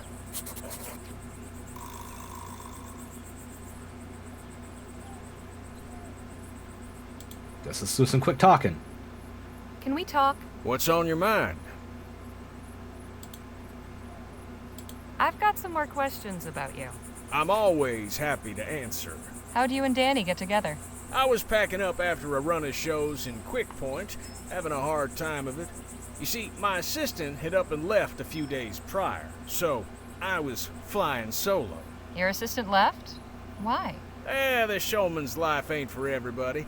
I don't fault him for it. Anyhow, Danny comes up and offers to help with the crates. You should have seen him. Eyes wide, hands shaking, downright charming. So Danny gives me a hand and we get to talking. Turns out he's got experience roping and shooting. He even gave me a demonstration. Okay. I offered him the job as my assistant on the spot. Seems pretty straightforward and the rest, innocent. as they say, is history. Would you care to recount some of your previous adventures? I'd love to, but I'm afraid now just ain't the time. Soon as we have a respite, I'll be glad to regale you. I'm impressed, Miss Leger. Never thought I'd live to see the day Jake refused to tell a story. Just how did you come to learn about This is a Clark's good money? question. Not long ago, I got to talking with a feller at the saloon. The whiskey had loosened his lips, and he blabbed all about the success of his Aurum claim. But then he told me about how he'd invested most of that Aurum in Clark's research, and how he wasn't the only one. And you're certain these investors won't be wanting their money back? Can't speak for the rest, but this feller won't. See, his aforementioned loose lips got him into trouble with some folk. Poor bastard was shot dead in the street. I see. Enough jabber. Let's push on. Yeah, let's talk to Danny. Hey, Danny? Ma'am? I want to know something Yeah, let's about you, get to know Danny a little bit. Okay. Like what? You and Jake known each other long? Gosh, that's a good question. I guess it's been about 2 years? Sounds about right. Time goes by quick when you travel around as much as we do. What did you do before becoming Jake's assistant? Oh, nothing glamorous. I was a stable hand in Quick Point. Life with Gentleman Jake is certainly more, lively. Just how old are you, anyway? I'll be 21 this winter, but I can handle myself just fine if that's what you're worried about. True enough. Danny's more experienced than some folk twice his age. You'd be a fool to underestimate him. Have you got any family? Sure. My parents and older brother live on the coast, near El Presidio. I write them every month. I haven't seen them in a dog's age, though. But Jake's been like family to me, really. We should get a move on. Just not... Wait, what's over here? Hey, wait. Where you going? Right. First things first. Okay. I didn't think that there would be some there. Okay. Excuse me, I am so sorry. That one's kind of snuck out.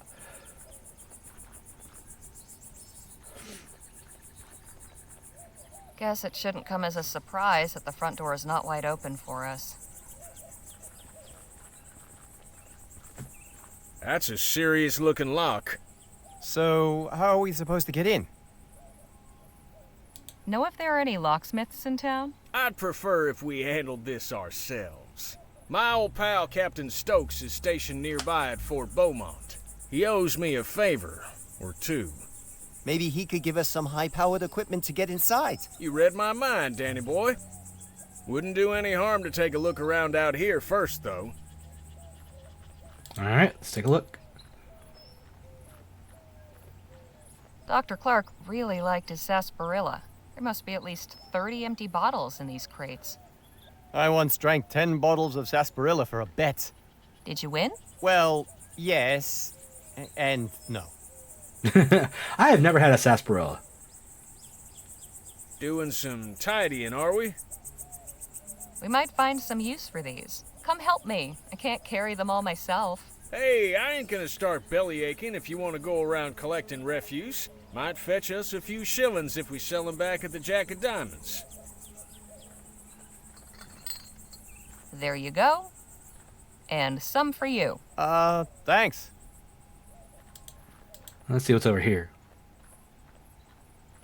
Must take ages for any correspondence to get out here. Probably beats having to hike into town, though. Looks like Clark missed his last mail delivery. Alright, what we got?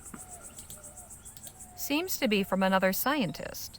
February 12th, 1850. Dr. Clark, I hope this letter finds you well. Upon hearing news of the reactionary and ignorant ban our leaders have seen fit to impose, my thoughts went to you and your thankless labors in the wilderness. When they hounded you out after the expo, and I wouldn't be surprised if Leroy's cronies sabotaged your display to discredit you, you were undaunted. After enduring such a trying year, I know how much building that lab out there meant to you. A turning point in your fortunes, or so it seemed. Yet I am sure you will persevere once more. One day when rationality again prevails in the halls of government and this silly thing is lifted, I hope to take you up on your offer of a tour. If you've returned to the bosom of civilization by then, all the better. With warm regards, Dr. Roderick Nethersole. P.S. how you managed to rig a TT-180 console to control both your equipment and door mechanisms still baffles me. Mine is destined for the scrapyard. Interesting.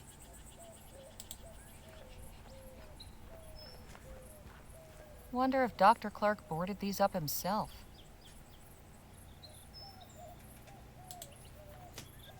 Can we talk? What's on your mind? Have you had any new ideas for getting inside the lab? Not a one, unfortunately. I believe asking at the fort is our best hope. Enough jabber. Let's push on. Let me look here. The good doctor was pretty self-sufficient out here.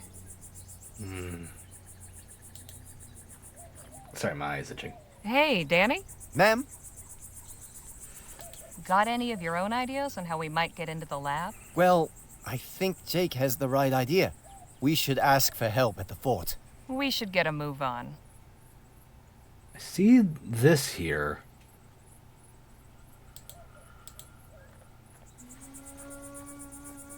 Locked up tight. Whoever closed this place up really didn't want anybody getting in. This is one of the sturdiest locks I've ever seen. I think we're gonna need to get creative. The fort stockpile might have something that could help. Because there's a wire here.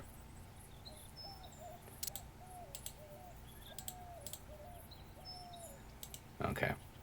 Don't think there's much else here.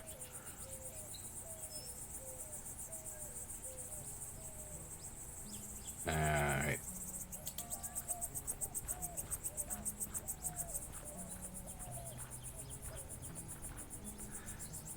Oh my god, is that tinfoil? What are you doing? This is no place for sightseers. And just who in the ether are you? Such disrespect. You toy with forces you do not understand. The lady asked you a question, sir. Heed my warning. Stay away from this place. Its mysteries are not for you. Hey, wait! You forgot your... hat? What was that all about? Good question. Tinfoil. Why was that man wearing it as a hat? This isn't really my style. Yeah, this is kind of funny. Real quick, let's save.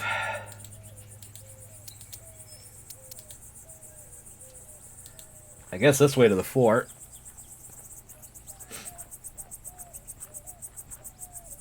No sign of that odd bearded fellow. I wonder where he scampered off to. I reckon we got ourselves bigger fish to fry right now, Miss Leger. Alright. See if there's any other options.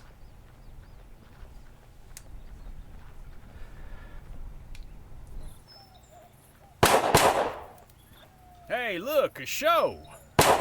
What a racket. She's pretty good, though. Híjole! Excuse me? I said, excuse me. Hey! Caramba, you made me miss.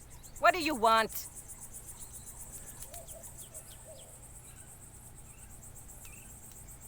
Who are you, and what are you doing out here? I am Marisol de la Vega, Lieutenant General of the Constitutional Army of New Spain. My compadre is Corporal Eugenio Garcia. Pleasure. I'm Harley Leger, and these are my associates Jake Ackerman and Danny Luo. Good to meet you. In answer to your second question, Eugenio and I are practicing our shooting while we wait for our jefe to conclude his business. Who did you say you were waiting for? Our leader, General Filomeno Marquez. Surely you've heard of him. Afraid not. Híjole, it really is true. Vespuccians don't pay attention to anything unless it happens right in front of their faces. You do not know of the new Spanish Revolution? Should I? Ugh. What about this revolution, then? I do not have the time or the desire to explain the particulars of our struggle to you. Pick up a non-imperialist periodical if you can find one, and you might learn something. Jeez. Do you know anything about the laboratory just over yonder? That abandoned wreck is a laboratory? It was at some point. Clearly you know more about it than I do. That's all for now. Happy shooting. Thanks, gringa. Caramba! Can we talk? What's on your mind? Any idea who that odd fellow with the beard was? Not a clue. Sure seemed a few cows short of a herd, didn't he? I'll say. Let's hope he doesn't cause us any trouble. Enough jabber. Let's push on. Let's talk to Danny. Hey, Danny? Ma'am? Who do you suppose that odd bearded fellow was? I don't know, but I hope we don't run into him again. He gave me a strange feeling. We should get a move on. Anda! Nobody in sight, but I'm sure there are guards somewhere. Just double checking things. Hey, anybody in there? What is it? We'd like to come in, please. More unannounced visitors? Must be my lucky day. What country exiled you? None. We just want to speak with Captain Stokes. Afraid he's indisposed. Why don't you tell Stokes that Jake Ackerman needs a word? Gentleman Jake? At your service. Okay. We're not in the market for entertainment. It's like I said. Oh, dad blasted. Would you knock it off with the shooting already? I can't hear myself think! Jesus. You call yourself a soldier when the sound of gunfire sets you quivering like a coward? Pathetic. Ouch. Look, I can't help you. I'm sorry. I wouldn't be asking to see Captain Stokes if it wasn't important. I opened the gate for the last person who said that to me today. And what did I get as a reward? His 2 cronies raising hell for the past hour. No, ma'am, not again.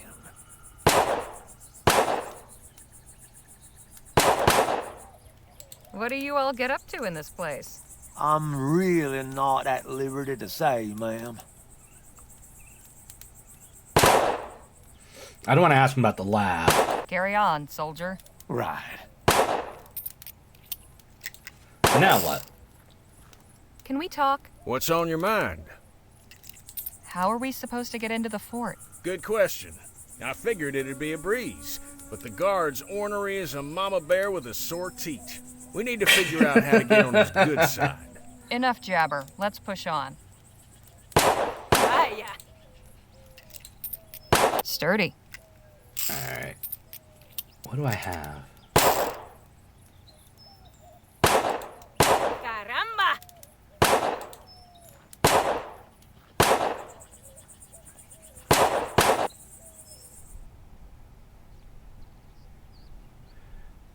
Okay, I can't really do anything.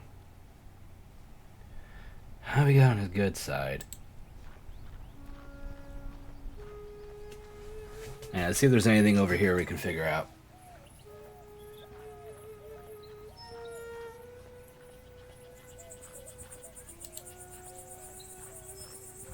Now there's something you don't see every day. You can say that again.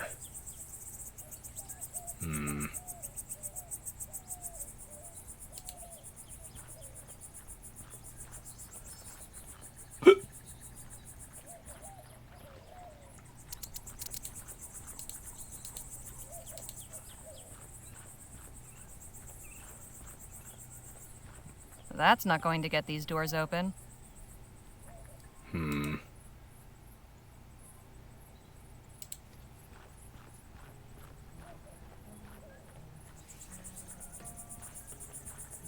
Maybe I can use the bottles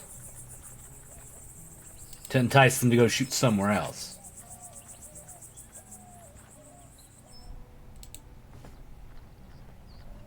I mean, it's a thought.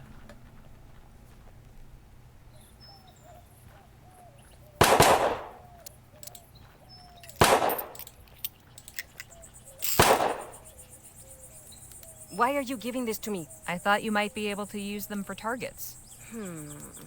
A fine thought. Put them on the wall over there.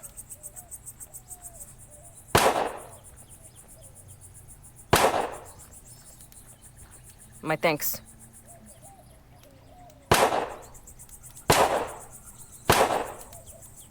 Hey!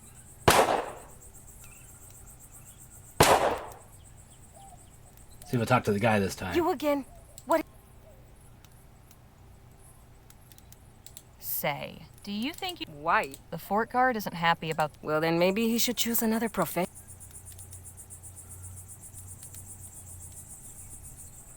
You're pretty good, but I bet I can beat you at shooting.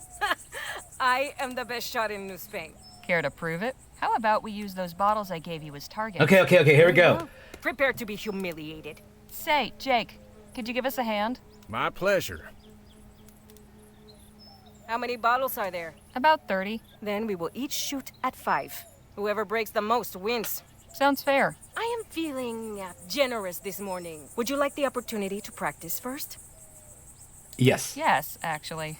Very well. Ready with those bottles, Jake? Yep, get ready. Set, incoming! I'll get the next one. Incoming! I'll get the next one. Bottle in the air! Oh, wow, get the hang next on. one. I hit something. Incoming! Damn it! Incoming! Damn it! If that is the best you can do, all right. Ready, set, incoming! You missed! Bottle in the air! Pure luck! Incoming!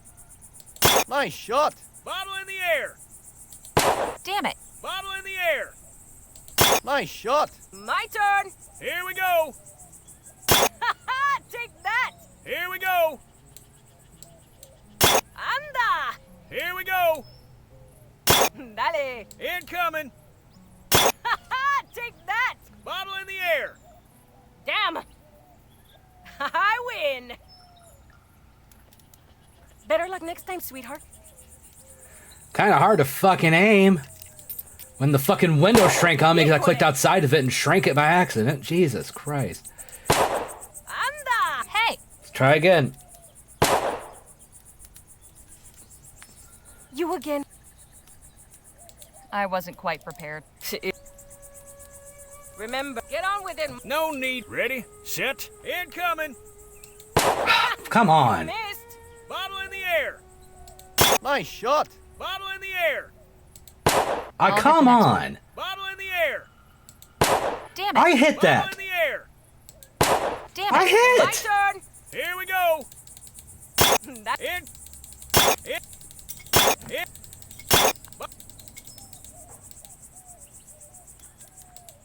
nice try, but you'll need a... Perhaps I can be of some...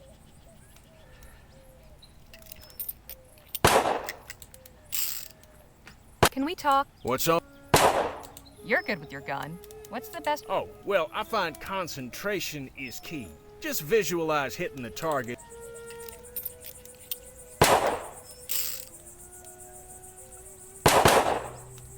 Enough jabber. Hey! I'm a little annoyed. The bottles need to move a little slower, I You think. will get... Third time's the... I'm beginning to think you... Let's get... Ready, set, here we go! I hit that. Missed! Bottle in the air!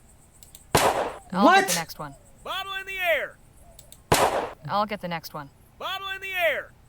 I'll get the next one. How? Here we go! Damn it! My turn! Incoming!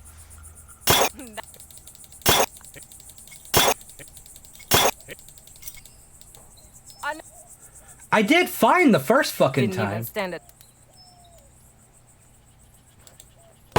Vaya. Can we talk? What's up? How about it? Beat that lady at shooting and... I see. Not a bad plan, but I make it... Ask Danny. He's a good shot. Enough jabber. Hey, Ma'am? shooting's clearly... Think you can teach that show-off a lesson? It'll be my pleasure. Excuse me, ma'am?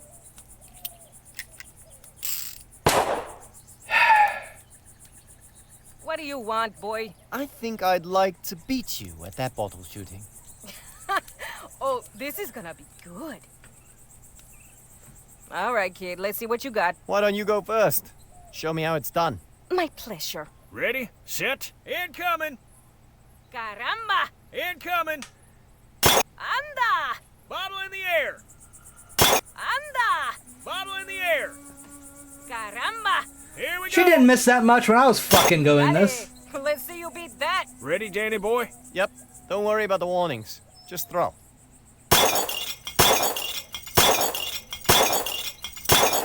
Thank you. Don't believe this.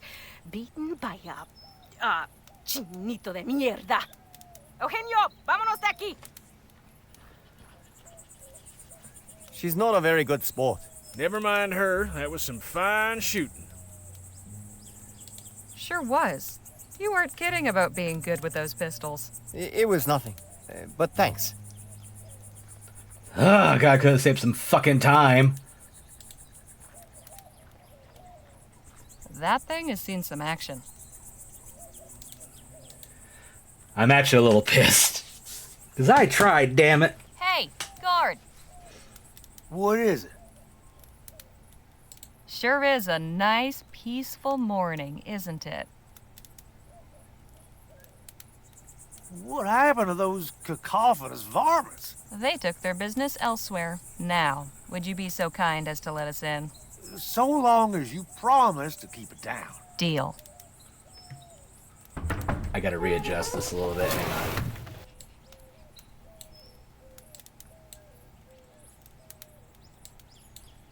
That should... Damn it. Hang on, that really fucked up everything when I did that. Okay, that should... Yep, looks like we're back in business. Okay. Sorry. Shall we get on in? How are you holding up, Jake? Oh, just fine, just fine.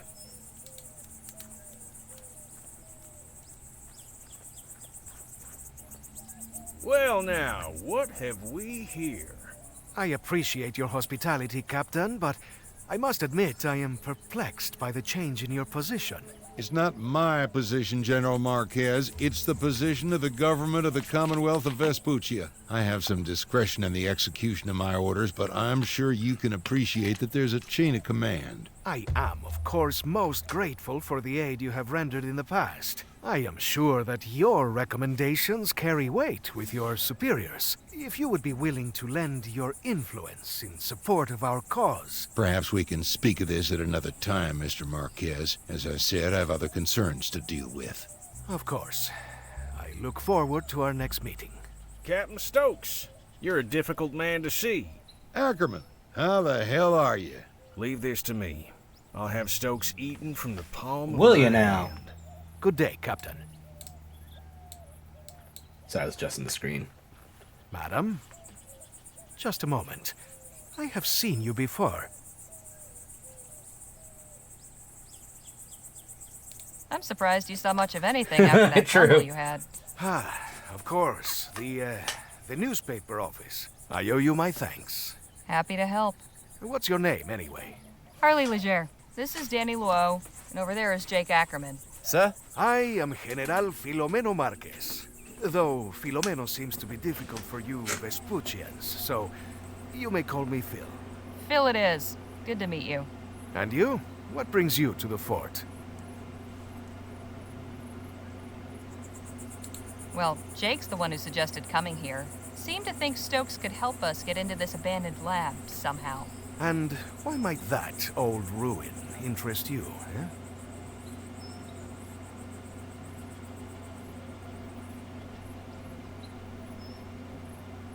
We're looking for something, and there's a chance we could find some clues there. Only clues? Perhaps there are other useful items as well. In fact, I could get the laboratory open so we could both go in, if Stokes were not so stingy with his munitions. How do you mean?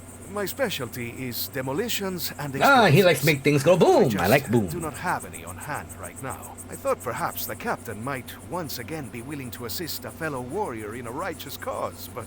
It's like I told Mr. Marquez, my hands are tied. Much as I'd like to help, I've got enough to worry about with my men missing. In fact, I was just heading out to search, so if you'll excuse me. Hold your horses, Captain. How about we come with? I'm sure you could use the extra eyes. It's mighty kind of you, Ackerman. Can't promise it'll be safe, though. We'll be going near native territory. Come on, Stokes. You forget who you're talking to? I laugh in the face of danger. We'll ride with you. Your friend is quite the braggadocio, no? Yeah. That's Jake for you, as colorful as they come. You're all in, then? Apparently so. I will accompany you as well. Sorry, who are you? Y'all can get acquainted on the trail. Let's get going. Well, I guess we're gonna hit the old dusty trail. Appreciate y'all coming out with me. Strength in numbers and all that. Our pleasure, Captain. Exactly who is it you're looking for? My first lieutenant, John Mulberry. So when did your man go missing? He left leading the patrol last evening and they never returned. I just hope the natives didn't get him. Things have been a bit tense of late. Have they now?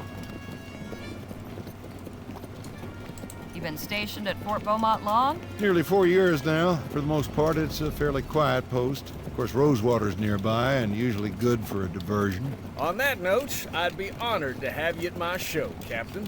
Ah, yes. Soon enough, Ackerman. What makes you believe the natives are behind Mulberry's disappearance? Our patrol perimeter goes close to their village. Wouldn't be the first time we've come to blows over boundaries. They fall back once they see our superior firepower. Thankfully, they haven't got guns, but they've been getting mighty bold lately.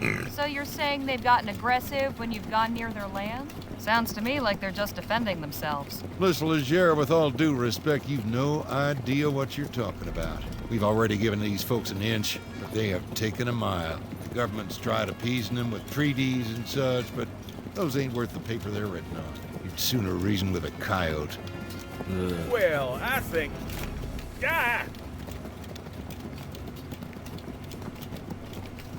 Engines! Don't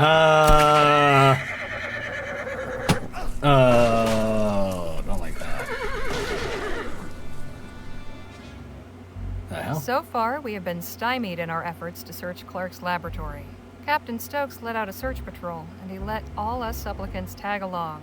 But it wasn't enough to deter the native war party that ambushed us. Stokes slipped the trap laid for him, leaving us four to stand in his stead. Now we await intelligence of our captors and some sign of our fate. Well, isn't this a fine turn of events?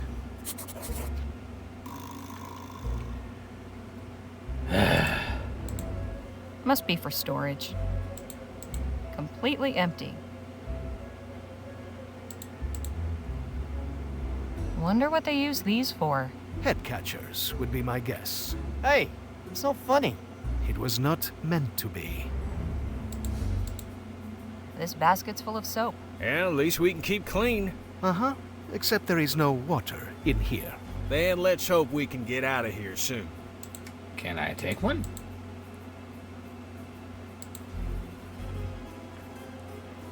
I suppose all of these were made here. Quite a collection. All right, let's talk to Phil here. Phil? Eh? Hey, chin up, Phil. It's not so bad in here. Perhaps not. Compared to some places I have been imprisoned, this one is rather habitable. So, this isn't the first time you've been locked up? Certainly not. At least these people seem more hospitable to their prisoners than the Spanish. Did you see what became of Captain Stokes? Yes, though I wish I had not. Pinche cobarde. That doesn't sound like a good thing. He turned and ran. Took his men and abandoned us. To think I held him as a man of honor. Bastardo! Whoa! Easy there, Phil. Forgive me, but I cannot abide a deserter. It takes a low sort to abandon someone who's counting on you. Got any suggestions? Looks like I got some fragments I can pick up. Not just yet. I want to see how things play out. What do you mean? Something about this does not feel right. We know very little of our captors. I cannot devise anything until that changes. I'll just be over here. After I pick all this up. Did smashing that pot make you feel any better? It did, yes.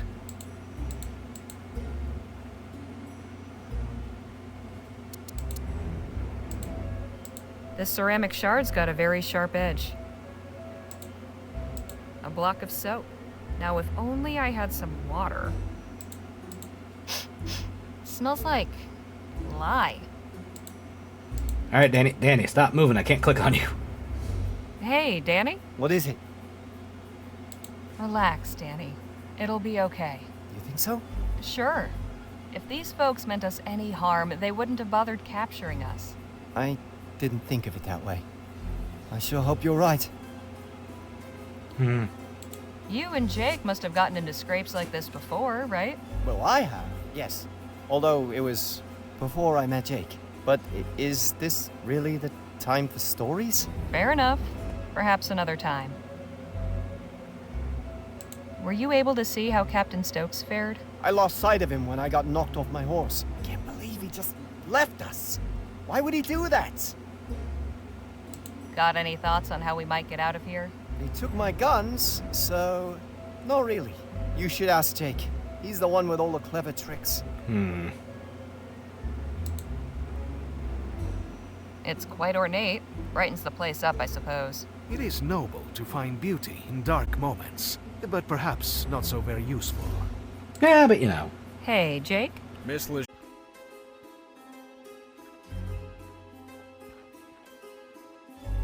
Making yourself comfortable? Not really. His bench is hard as a rock. Could do with some back support, too. But it's as good a place as any to think of a way out of here. Did you manage to see what became of Captain Stokes? Yeah, sorry about that. No, I was a mite preoccupied. Just as well. If I'd known he was running off, I'd have shown him a thing or two. Yeah, sorry. It was the phone call. So it was a tech-related thing for one of the kids. Had to take care of that real quick. So thank you for your patience. Surely a fellow of daring do like yourself has been in a predicament like this before? More times than I can count. How'd you manage to get free? Well, you gotta understand, every situation's different. Easiest way's usually bribing a guard. But sometimes, gotta get creative.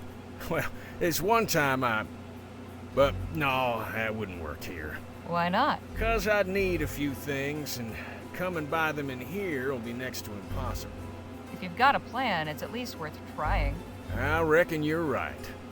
Main thing I need is something pliable, like wax or soft wood. Then something sharp to shape it with, and finally some shiny material. Metallic looking would be best. Find me those things, we might be in business. pretty giant women? I understand. I'll leave you to your thoughts. Well, I happen to have something shiny. Will this work for what you need? Shiny and metallic. Perfect. This sharp enough for you? It'll do. Is this pliable enough for you? This'll do nicely. I was up ahead of the game. I'll be a monkey's uncle. You got everything. Sure did. Now, will you tell me about this plan of yours? I'm bluffing our way out of here. Sorry about that. Give me a few minutes and you'll see what I mean. Didn't mean to click off the screen.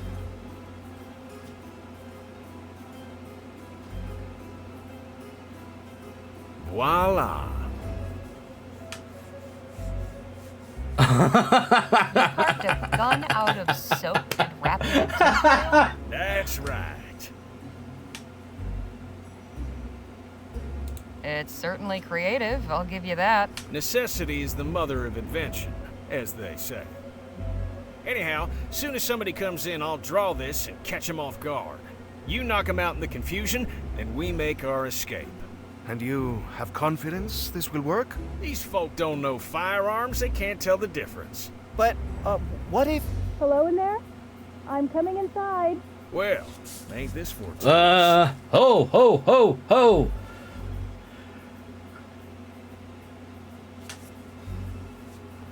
Greetings. I'm Nadine. I've Nope. come to... Hands up! Is that a fake gun? Yes? Don't mind my friend here. Nadine, was it? Yes, Nadine Redbird. Harley Leger. Wait a minute. Weren't you Doc Sedgwick's apprentice? That's right. You know him? We spoke briefly, and he took care of Phil over there. That's good.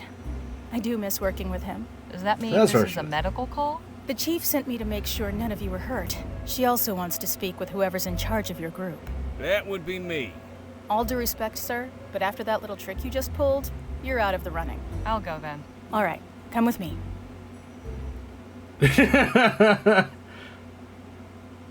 You know what? I guess we wasted the time on that one a I little bring bit. you That's Miss funny. Harley Legere, representing the captives. Thank you, Nadine. You may return and tend to the others. I will. Enter and be welcome. You may call me Chief Lutzi. I am responsible for the people of this village. Pleasure's all mine. You have violated the borders of the Autumn Nation, duly established by recognized treaty with your government. Miss Legere, why are you here? Captain Stokes is missing some troops, and we were helping in the search. You serve Stokes. Curious. You do not dress like a soldier. We have nothing to do with the fort. Who are you then? I'm a journalist for the Rosewater Post. My companions and I are researching Dr. Bennett Clark. We only came to Stokes to ask for help getting inside the abandoned laboratory on the other side of the valley. Thought maybe you could spare some dynamite or something. But first we had to ride with him to find First Lieutenant Mulberry and his missing men. I see. What did he tell you of us? Let's just say he didn't paint a very pretty picture. Unsurprising. Do you Yeah. share his opinion?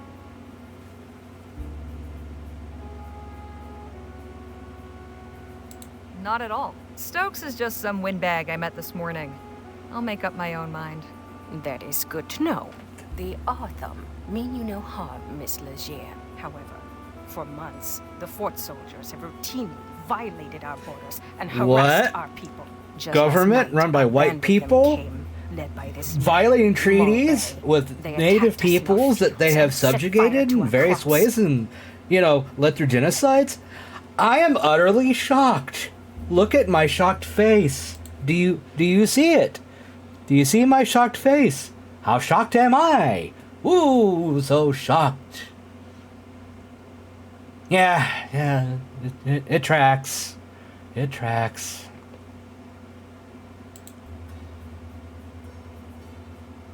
Were there any casualties among your people? No deaths, although a number were burned or wounded in the fight. As for Mulberry, we captured him.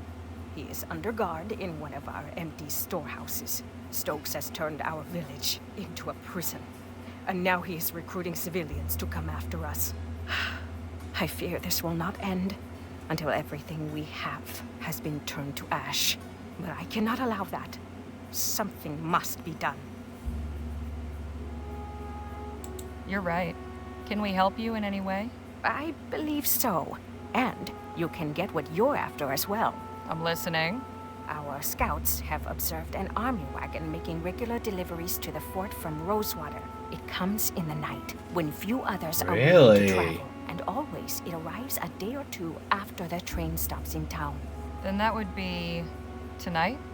I just arrived on the latest train into Rosewater. Yes, exactly.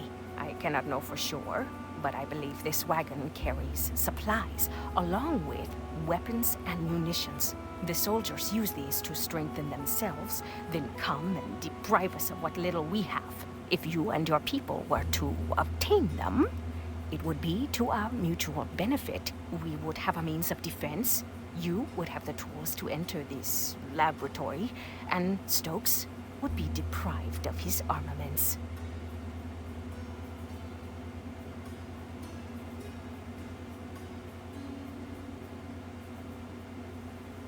You're proposing we raid a military supply wagon?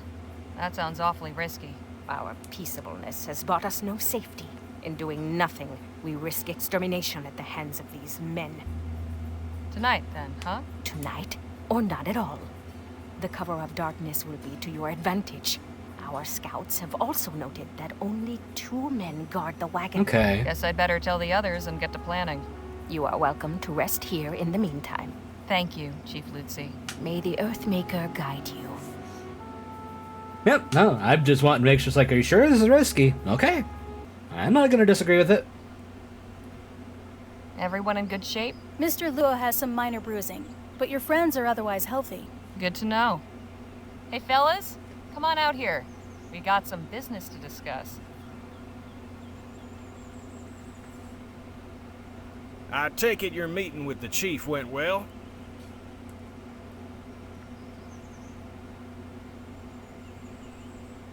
Yes, although I learned how much of a bastard Stokes truly is. I told you he was a no-good deserter. He is much worse than that. Turns out the reason Mulberry didn't come back is that he was taken prisoner while conducting an unprovoked raid on this village. A raid Stokes himself ordered. What? Army soldiers have been crossing into Otham territory and attacking them without justification. It's true. I have treated many of the wounded myself. Híjole. We cannot let this injustice Hell stand. yeah. That is troubling. But what can we do about it? Chief Lutzi suggested we hit him where it hurts, the fort's supply chain. So we'll be carrying out our own raid on a delivery wagon. And to think just yesterday you were having reservations about robbing folks. Hey, this is different. I reckon it's true what they say about the frontier changing people. No problems of robbing the government. Yeah.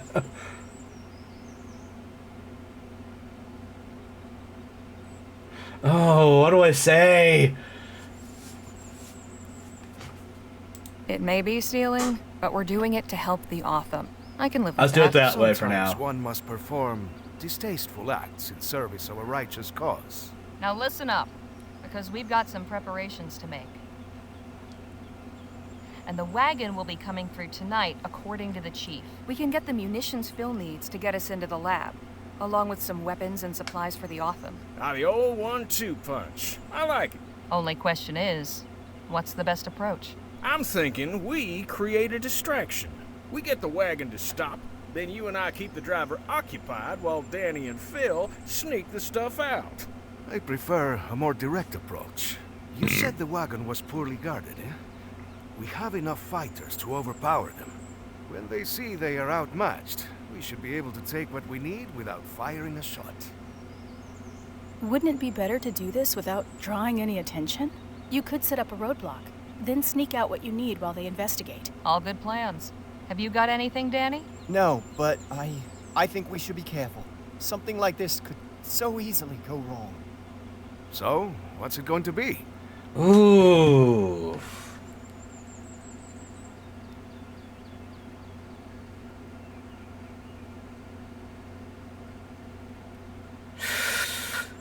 I don't know. I don't like Jake's plan. Jake's plan is relying too much on the charm thing. Nuh-uh. Now, Phil's idea, it kind of works, but that puts us on the whole bounty thing. Now, Nadine's roadblock might not be the worst thing, and then you sneak the supplies. It's a bit stealthier, and less likely we're going to get our faces seen. You know what I mean?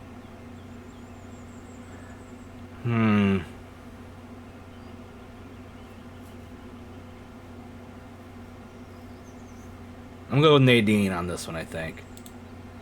Let's go with Nadine's suggestion. I do think it's best if none of us are seen committing this act of banditry. Agreed. This is a stealth job. Nadine and I will search the wagon. You boys hang back and take whatever we unload. Well, we better get ready. Let's hope this goes off without a hitch.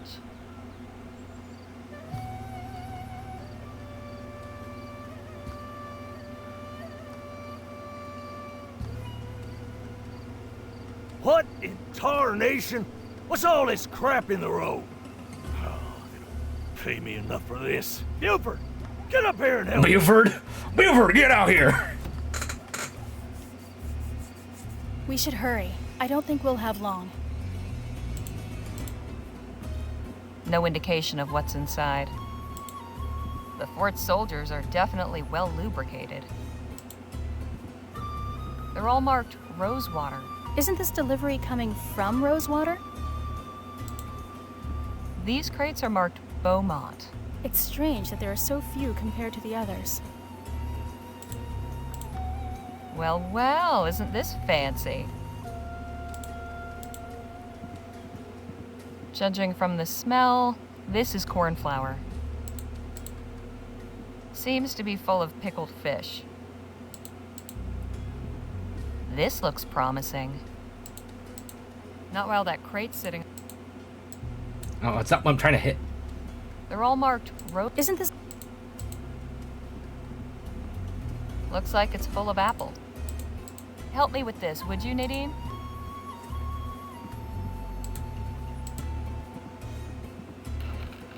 Jackpot. Here's some dynamite. And a good cache of firearms. These should serve the Otham well. There's also a letter. What does it say? It's a manifest. Hang on. Here's the combination for that safe. Whatever you do, be quick. A good cache of fire. We haven't much... I'll be damned. What is it? Bars of Aurum. Lots of them. Odd. Why deliver these to the fort? Good question. Too bad they're marked. We could have had a nice payday, but at least there's a bit of loose cash in here. I think this one is rifle ammunition. Let's get this out of here. We should go. The guards won't... Right. Let's get out of here.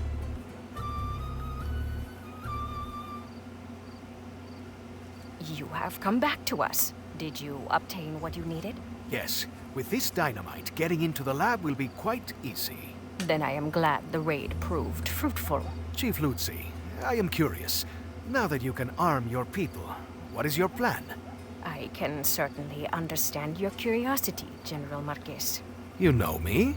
We are close enough to the new Spanish border to keep informed of current events. To answer your question, we will defend ourselves. I would have liked to have gotten Peace more, has not but it worked is what it is. against those who wish to harm us, so we must answer them with force. You strike me as a wise and capable leader, but allow me to offer one piece of advice. Do not underestimate your enemy. Nothing angers a tyrant like a show of resistance. I appreciate it, General, but I believe we will overcome. I truly hope you do. We found something else. A safe filled with Aurum bars. And you did not take any? They were all marked. Traceable. We'd have no use for them. Caramba. It's always something, isn't it? The last thing we need is the Royals on us for stealing their Aurum. The Royal Police? Nah, out here they'd send in the army. But God forbid. The Blackburns. The Blackburns. The Union Busters? Unions, heads, you name it. The big question is, why send Aurum to the fort? An intriguing line of inquiry, but I ain't sure the fort's dealings should concern us. Perhaps not. But I am curious as well. Something unusual is happening here. Stokes was all too happy to aid our cause before my exile. Now he acts like a stranger. It cannot be a coincidence. I am going to charge my Lieutenant General with finding out more about these shipments. Chasing more wagons full of Aurum? Something like that. It is clear there will be no more aid from Stokes now. And I still have an army to outfit. Perhaps we will find something we can actually keep. If money's what you're after, maybe you'd entertain the notion of joining our posse. That goes for you too, Miss Redbird. What are you talking about? I'll explain everything on the way back to the lab. Danny, you stay here and help unload the supplies. You can give Nadine the lowdown. Come meet us at the lab when you're done. Will do. I am sending one of our hunters to return Mulberry to the fort. He can show you the way back. Much appreciated. Right, let's get a move on. You coming with us, Miss Legere? And missing all the fireworks when you finally set them off? I think not. And can it with the Miss Legere bunk? It's Harley. Duly noted. Now let's get going. Just one more thing before you go. Harley. Yes? You said you were a journalist, yes? That's right. Do you believe the townspeople would take an interest in our cause? Some might. I can certainly tell my employer about the treatment you've received. Please do. I have a statement I would like you to carry back. The Otham are a peaceful people. We wish to be your good neighbors and friends. But if a Vespuccian soldier or any other person comes with violent intent to harm us, we will do what we must to protect our... Perfectly valid. Got it. Would you be willing to sit for an interview with someone from the post? Gladly. My words are for all who will listen with open hearts. I'll make sure your message is received. Thank you. If I ever get back to go fucking write anything. Hey, it's your hat. Thanks for showing us back, partner. We can take it from here. Well, would you look at that? Didn't think I'd be seeing old Jesse again. I'm keeping this arrowhead as a good luck charm. You know what? Fair enough. Who knows? Maybe some collector out there would be interested in acquiring the arrowhead that nearly wiped out Gentleman Jake. Híjole. Is he always like this? Yep. I wonder how things will go for the Otham now that they have firearms. Well enough, I hope. Provided they don't point them at us.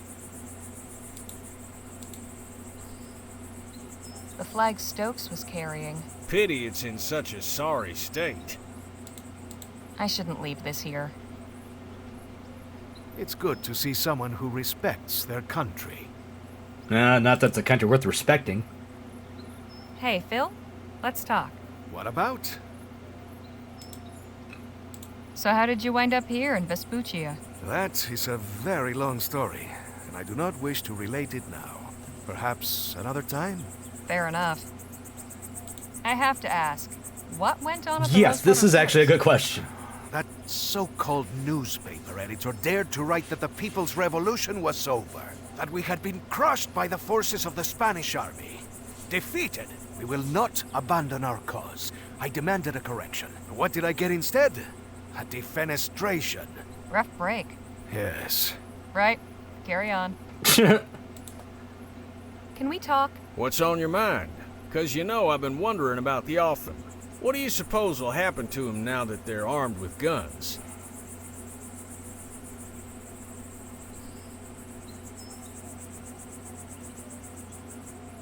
I think, well, I hope, the army will respect their borders and leave them in peace. Yeah, I doubt that. I hope so as well, but I doubt it. More likely, they will be seen as a greater threat. If Stokes attacks and they successfully fend him off, then perhaps he will leave them alone. But it will certainly not happen without bloodshed. Well, best of luck to him. Enough jabber. Let's push on. Is there anything else I can pick up or look at? Just gotta check. Fort Beaumont's parade flag looking worse for wear. Parade flag. Alright, let's go. Ooh, bring the flag back and say they were defeated. You're quite certain you know what you're doing? Just leave everything to me, and stand far, far back. Aye, aye.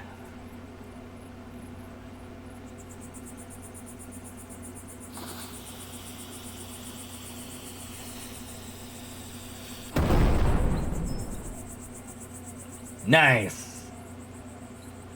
Impressive work there, Phil. Gracias. And an explosion will certainly liven up your article. Eh, Harley?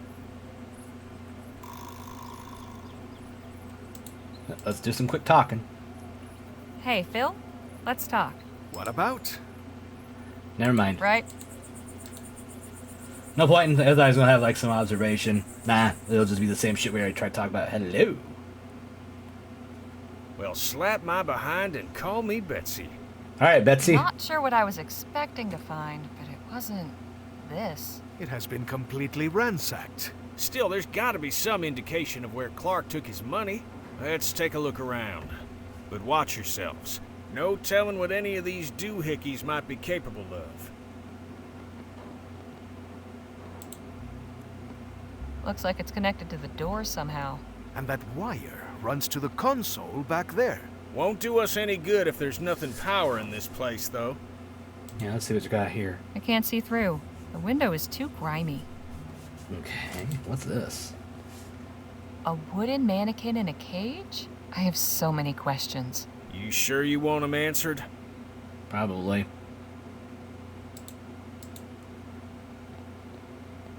There's about 2 inches of dust. So this hasn't been touched. Empty. Not really surprising. No. I can't make heads nor tails of this chicken scratch. What in the ether is this thing? I wouldn't get too close. Not much left. Some books and a broken device. Some kind of console. Seems to connect to a few things. Let's take a look.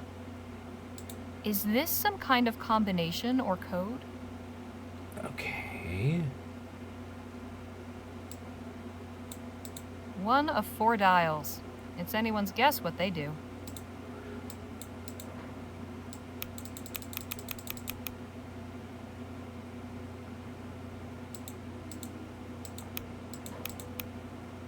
One of the dials is missing. Just my luck. Okay, let's get this one's where it needs to be.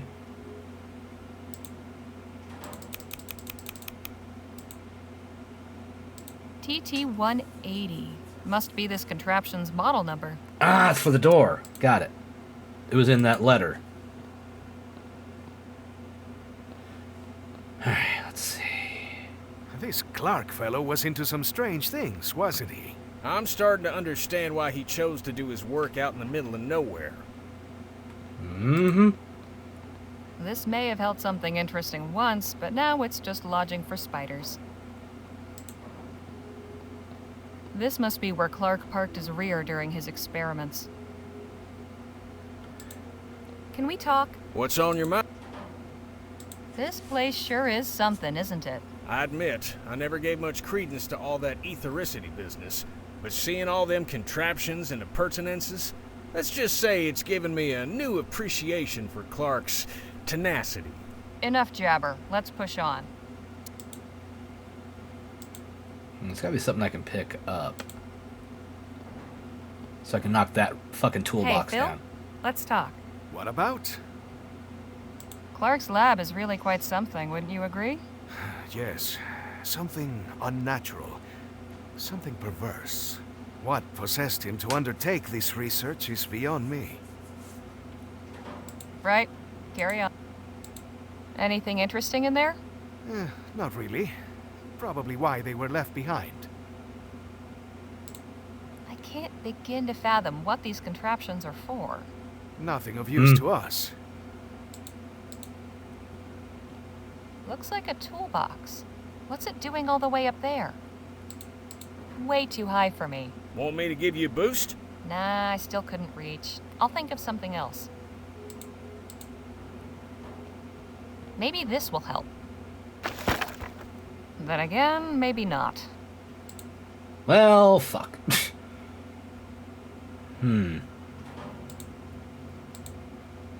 I get the impression this is what powers everything in here. We just need to get it running again somehow. Let's take a look. I'm guessing this thing needs to hit full power before the machine turns on. Some kind of power meter. Never heard of an ampere before. Sinister, if you ask me.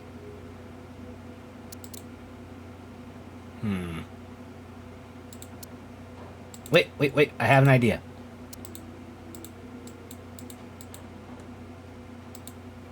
That's not going to help me reach the...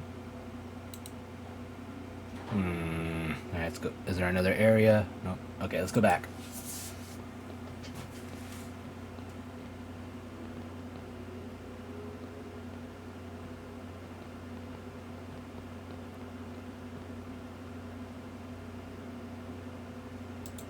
Not much left.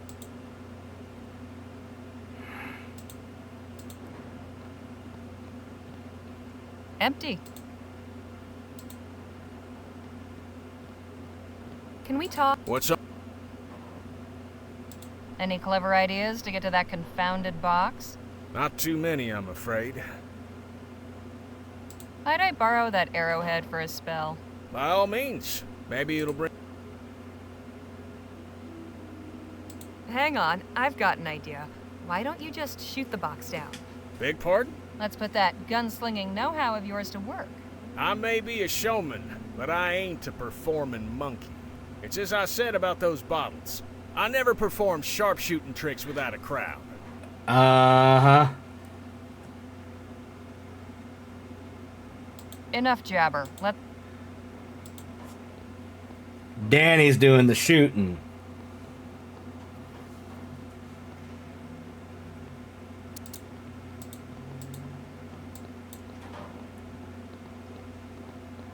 That's not going to help me That's not...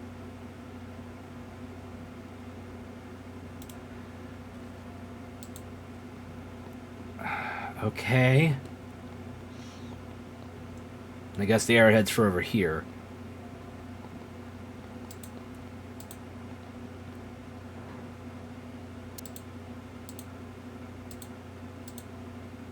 That won't fit there. That's one sharp point. Jake ought to thank his lucky stars if... Okay.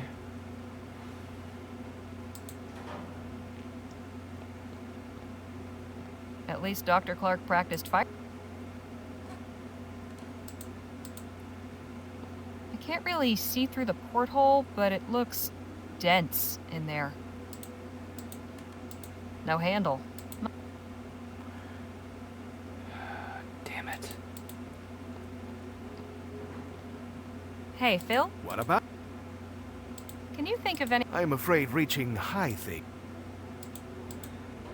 Right? Okay, let me think.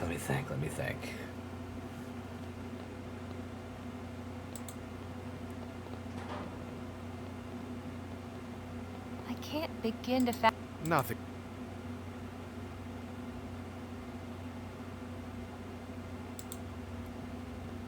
Guess we won't get to see what's up on the... Just as well. I prefer to keep my feet on.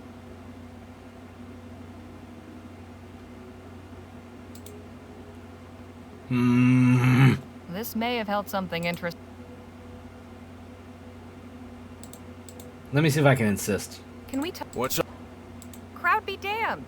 I want to... You've proven yourself. I'm sure you can find a more practical way to get to... I don't understand. You showed off your prowess with a gun before. Now all I'm hearing are excuses. Why so shifty all of a sudden? All right, look. The truth is, I've gone a mite rusty. A couple of years ago, I could have done it with my eyes shut, but time ain't been kind to my hands. So how did you pull off that juggling trick? Danny's the one that shoots the ball from the wings. You want that box down so bad, ask him to help you when he gets back. Enough jabber. Let's push on. Okay.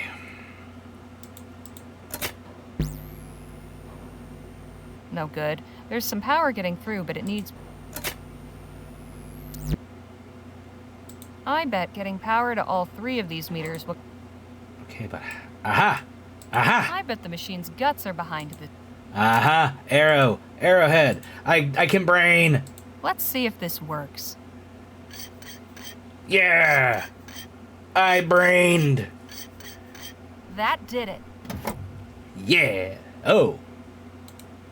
Looks like something chewed through it.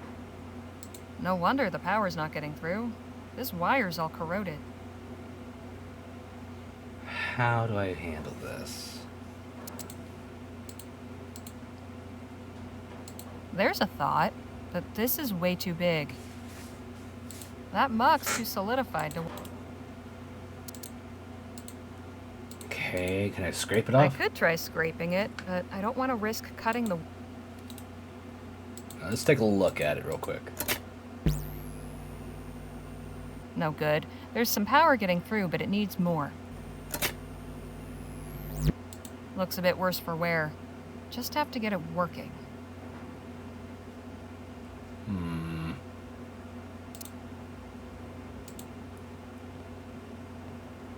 Hey, Phil? What about? Any idea how to start up the generator? Cloth can sometimes be used to wrap damaged wires for a temporary repair. As for the dirty one, a solvent like acid or alcohol is good for removing corrosion. Okay. Right. Can we talk? What's on? Any idea how to start up that generator? Afraid not. These doohickeys ain't quite my bailiwick. Enough jabber. Let's push. Okay. We're gonna have to come back. Hey, excuse me.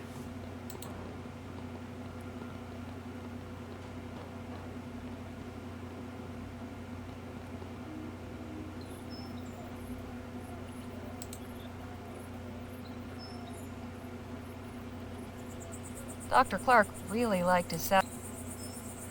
Alright. If I can't do anything else in here.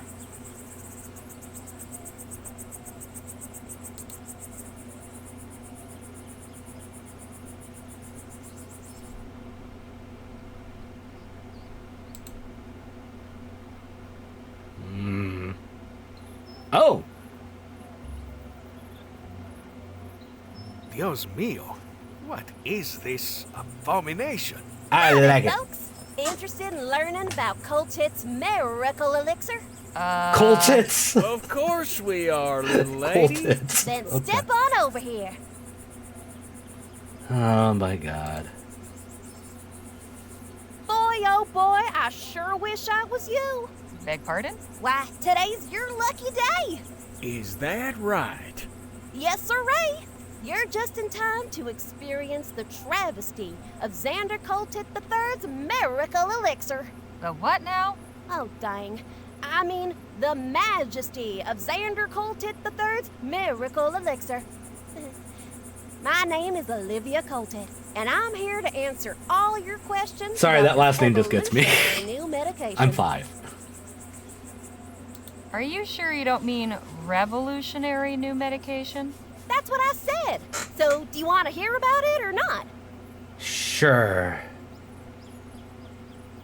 Fine, I'll bite. Tell me about this miracle elixir. Glad you asked. From the maker of the widely popular Coltit's emulsified soporific comes Coltit's miracle elixir, the finest, most elective tonic in Vespuccia. Guaranteed to treat and cure all illnesses from arthritis to yellow fever. And for a special limited time, we're selling it for the treasonable price of just 5 crowns. The treasonable price.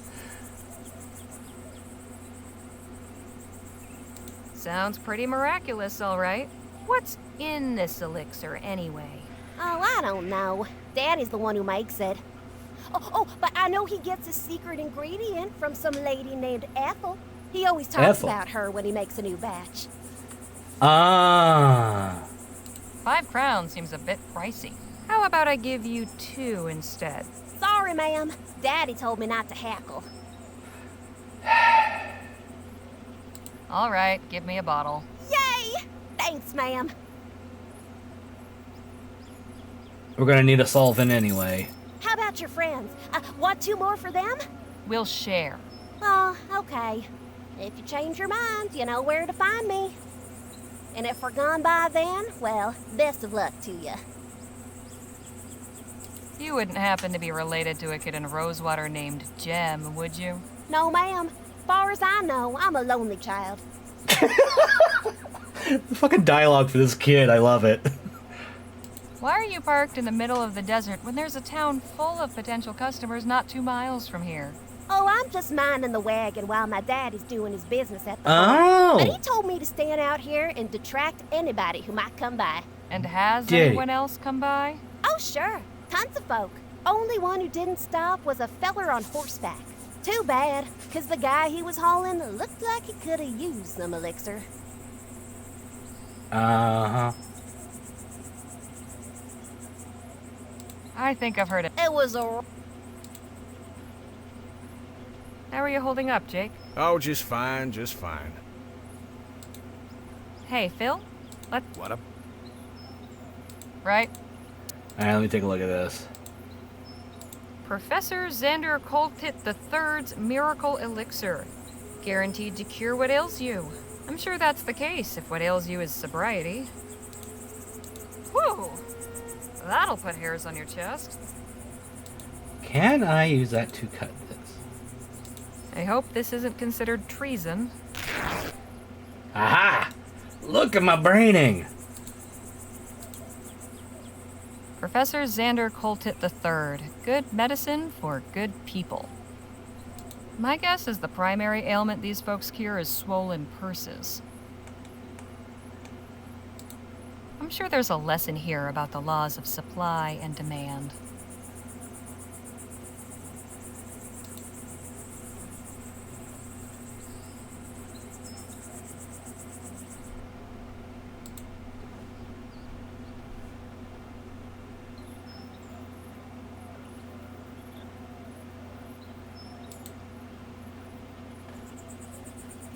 All right. I know I should probably go to the fort, but you know, you got to distract people.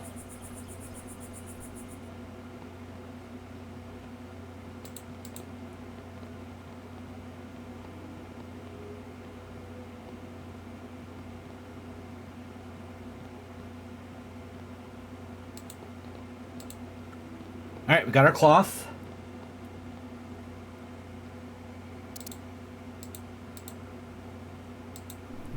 That should do it. And then we got our elixir. Let's put some of this elixir to good use. Jesus Christ.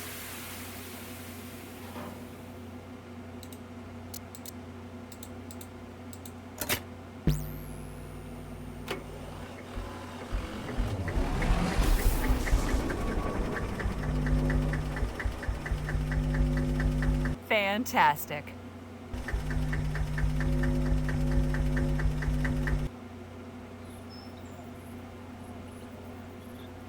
Looks like Phil managed to get the door open. I wonder if they found anything inside.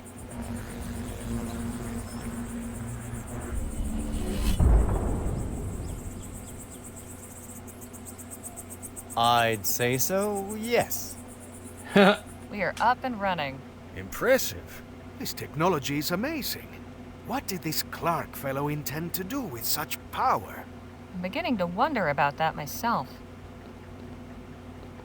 Nice job getting the lights back on. Get everything squared with the Otham? I think so. They're adequately supplied. They should be well off for some time. Well, I suppose we should see about... Hello? Is someone in here? Damn. Looks like we've attracted some attention. I come in peace. Please, make yourself known. Guess we don't have much choice. Hail! Hi. Goodness, I wasn't expecting so many of you. And we weren't expecting anybody at all.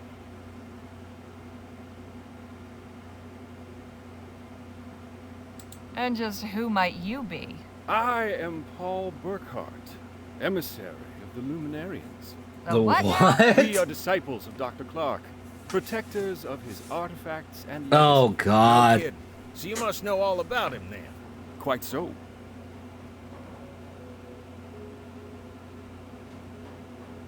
You know, I think we've met one of these disciples already. You must be referring to Samuel. He is quite protective of this place. If you seek enlightenment, we will be glad to share our wisdom with you. But let us all return to the commune. We must not further defile the sanctity of this place. Come, I'm eager to learn about you all. Can't I just do shit? Welcome to Chrysalis, friends. Feel free to explore, converse with the residents. You'll find we have much to offer. We'll speak again soon. What an accommodating fella. This is all very strange. You all might be into this porqueria, but I want no part of it. I am going back to the lab. Suit yourself. No, I agree with him for the moment. All right, let's see what we can learn about where Clark's stash might be. But let's not overplay our hand, shall we? If anybody asks, our interest is purely academic. I'm really not a good liar, Mr. Ackerman. Shoot, nobody's asking you to lie, sugar. Just withhold certain details. We're interested in learning There's that sneeze about from earlier. Clark. That's all there is to it. Come on, Danny. Let's see where our friend's gone off to. I know lying doesn't come natural to some. For others, it's like breathing.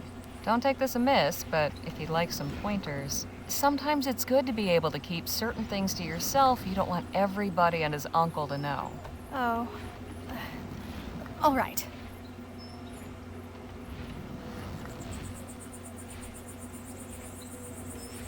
Above all else, be confident. If you sound like you believe what you're saying, they will too. You seem to have a lot of experience in these matters. Maybe, but I only lie when it's necessary. You find it necessary to lie? Sure, at times. To save my skin. You don't? I haven't needed to. Lucky you. Hope that keeps working out for you. But if anyone asks what you were up to the day when, say, a wagon got raided outside Rosewater, a little capacity for dissimulation might be handy to have. Your advice is appreciated. I'll just see what I can find out on my own. So I can just go wherever I fucking want now? If the smell's anything to go by, that crate's full of fertilizer. I can't take anything. Not very intimidating. No wonder the crops are bare.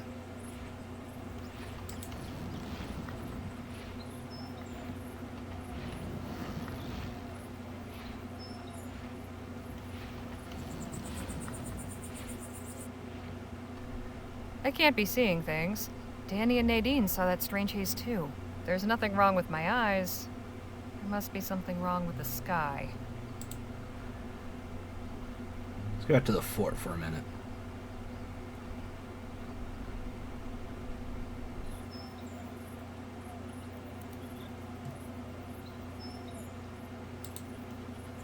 We might have missed something.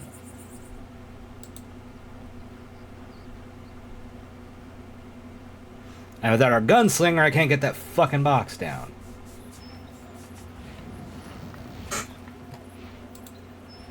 Suppose that's where the animals are kept. Seems like they're pretty self-sufficient here. Certainly colorful. They have an automated irrigation system. Pretty ingenious. Alright, let's try this way.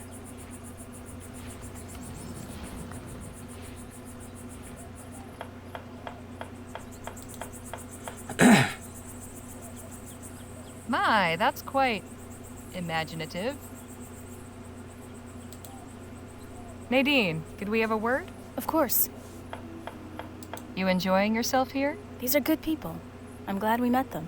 You don't find them a bit odd? I'll admit, I don't quite comprehend their philosophical ideas. I haven't heard them yet, so I can tell you. Welcomed us with open arms. The least we can do is offer open minds. I'll leave you to your conversation. Let's see what this guy's got to say. Excuse me? Ah, hello. You must be one of Miss Redbird's companions. That's right. Harley Legere. My name is Evan. Evan Holbrook. Welcome to Chrysalis. Evan was just showing me the cookhouse. You know they grow or raise everything they eat here themselves? Well, mostly. Sometimes we need to resupply from town, but we aim to be fully self-reliant. Our dedication will be rewarded with bounty. So, are you the biscuit roller for this community, or what? Not quite. Everyone in Chrysalis does their part. It's my day on the rota to fix breakfast. Do you have a doctor? We have a few skilled in healing, yes. I do wish we had more knowledge of agriculture. Our crops haven't been thriving like we hoped. What's your story, Evan? How did you join up with these folks? Well, like many of the others here, I was living in New Britannia. My wife was there at the etheric demonstration at the expo. I thought I'd lost her forever. But emissary Paul found me and explained how she hadn't perished, merely transcended. I didn't believe him. I wanted to throttle him, actually. Oh boy. I can understand that reaction. But I realized that in my grief, I had become blinded. Oh, I am so sorry. Don't be. One day I'll transcend too. We'll be reunited in the ether. You said your crops weren't doing well. Good for you, man. Getting the irrigation in this year saved some of the crop, but we're facing lean times. We simply must find a way to grow enough to feed everyone. It was good talking to you. I'll leave you both to it. Goodbye for now. See you later, Harley. This isn't much use with a wheel missing. Handle still looks good, at least. Alright, let's see what this guy's got to say. Well, well, if it isn't my old friend. The Defiler returns. Hey now, don't get your britches in a twist.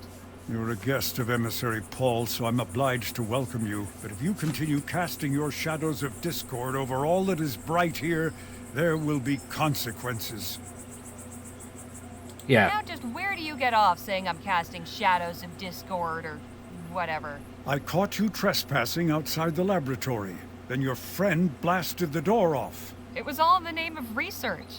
I'm just as interested in all this as you. You've a peculiar way of showing it. What's so special about this place that they've got you standing guard? This building houses our collection of artifacts salvaged from Dr. Clark's laboratory. Oh, so you're the ones who looted the place.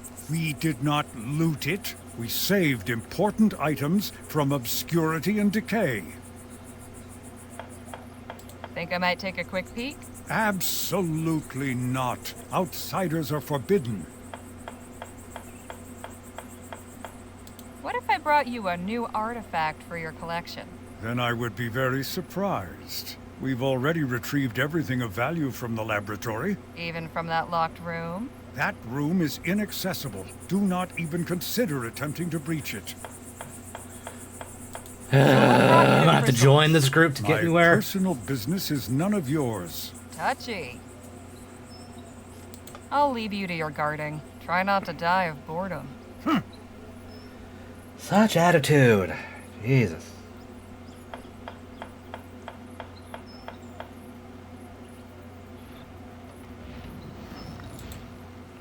Alright, let's see.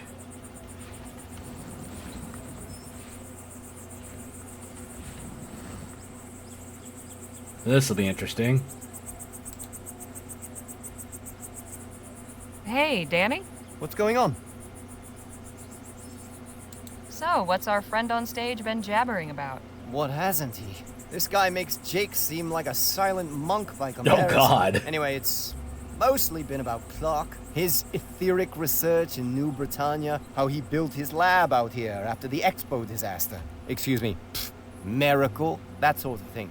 He says Clark transcended. I'm not sure what that Died. means. I don't know, but it doesn't sound good. Sounds like he died.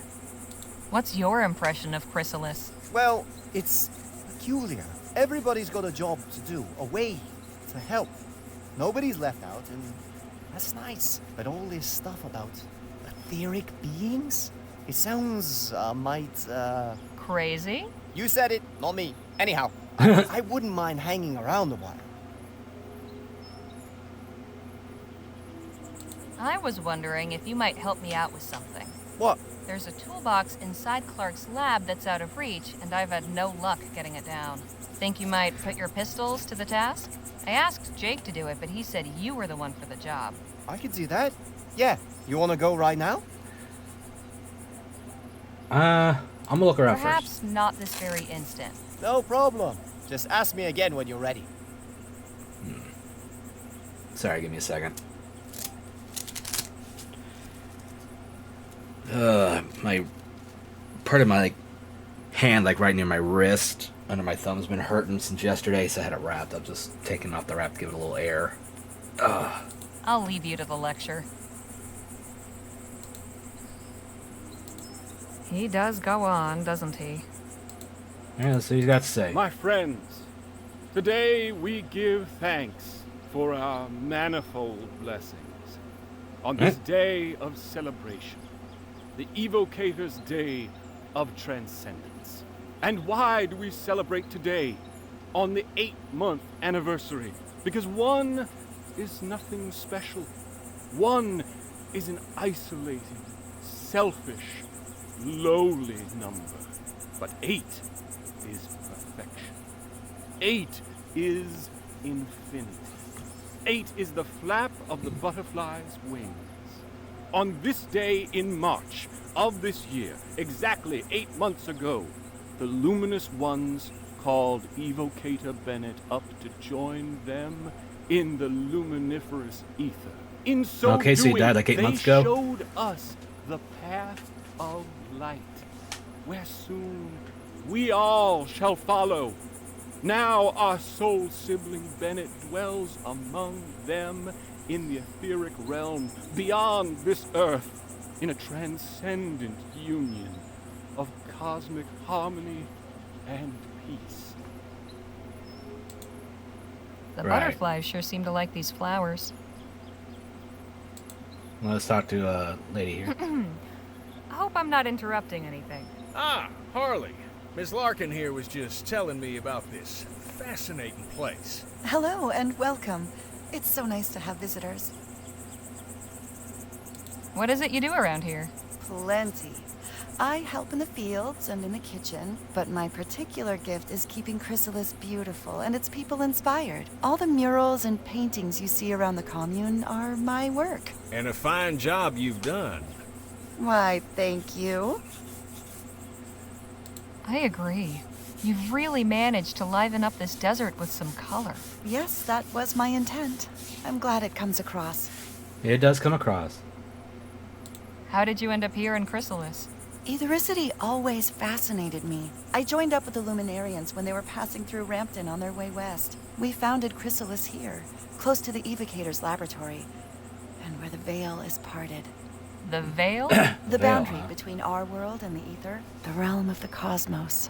Home of the luminous ones. The barrier is very thin here. Can't you feel it? There's definitely something in the air. I've noticed you all sure are fond of butterflies. What better creature to symbolize transcendence? Like butterflies, we too will undergo Aiden, metamorphosis, glad to see pass you. through the veil into the ether, and join the luminous ones. Not only that, their wings have 8 sections, and they flap in a figure 8 pattern. Does that mean something? Evocator Bennett's sacred number, of course.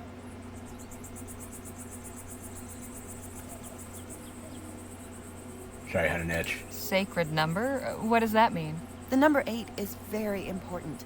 It appears constantly in the Evocator's writings, and Bennett himself was born on the 8th of August, 1788. That's quite a coincidence. Coincidence is mere illusion. Okay. All right. Thanks for the chat. Be well. Don't wander too far now. Could we have a word in private, Jake? Sure. Yeah, let's talk to him real quick. What's on your mind? So, what have you picked up from these fine folks? This ethericity stuff is much more complex than I thought. Seems our friend Dr. Clark may have been on to something after all. I think I've found a promising lead.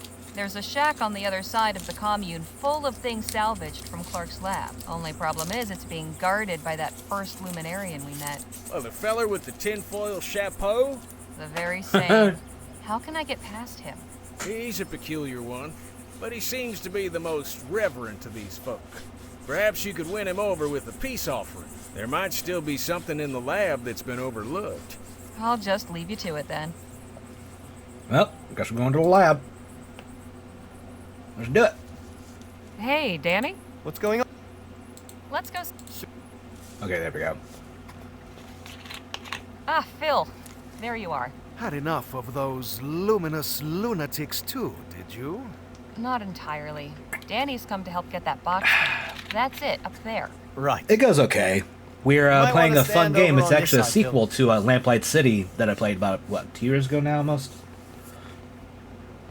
And this is actually the sister of one of the characters. Nice shot. Thanks, Harley. Happy to help. So, what's inside that box that's so important anyway? Guess we all get to find out together. Let's look on in. We're dealing with a mystery right There's now more than one way to get a box open. about what happened to the person that made this building. He was creating, he was trying to harness something called aethericity. So I guess it's like electricity. And this is like an alternate history thing. Anything good inside? Not really. Just a wrench and this odd dial thing. I hope it was worth the trouble then. That was good practice, at least. I'm heading back to Chrysalis. See you both later. Ooh. A round dial with a small red notch on it. A wrench. Nothing spectacular about it. Wrench. What can I use the wrench for? So we're good here.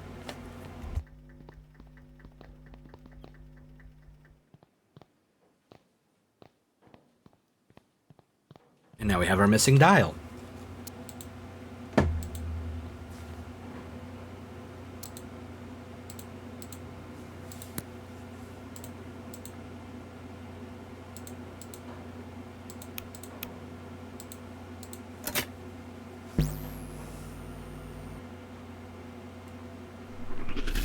Phil, you might want to...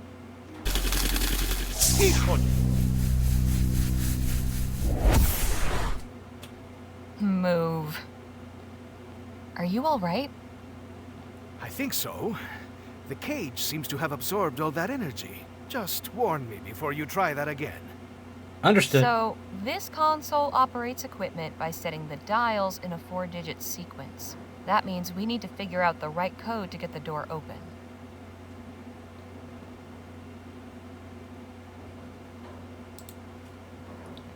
I can't make heads nor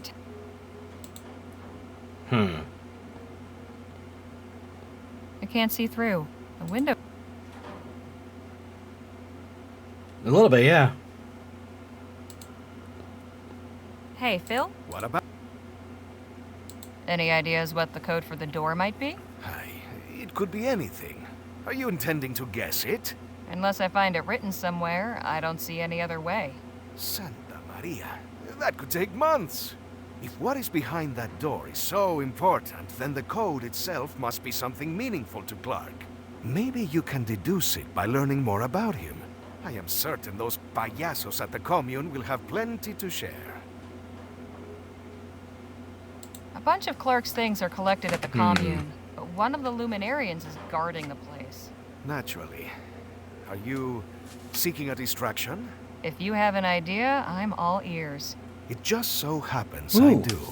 I have had a look around, and this machinery is quite unstable. With a few more items, I could finish what we started with the door and send this whole place up in smoke. That would give you time to search, no? It would, but it seems a touch extreme. What would you need exactly? Well, mainly fertilizer and flammable liquid for accelerant. I can construct a detonator out of scrap I found, but I will need something to serve as the plunger to set it off.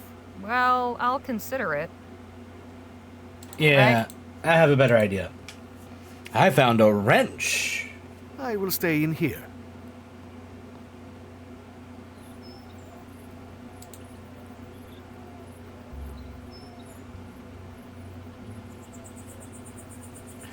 One second. Phone call. Whatever turning on that generator did, I hope it's not permanent.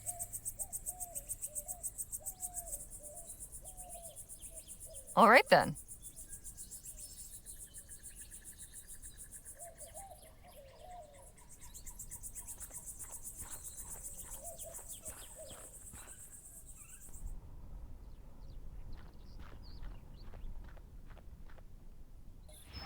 Alright. I'm gonna wrap it up here shortly. I'm gonna try something real quick though.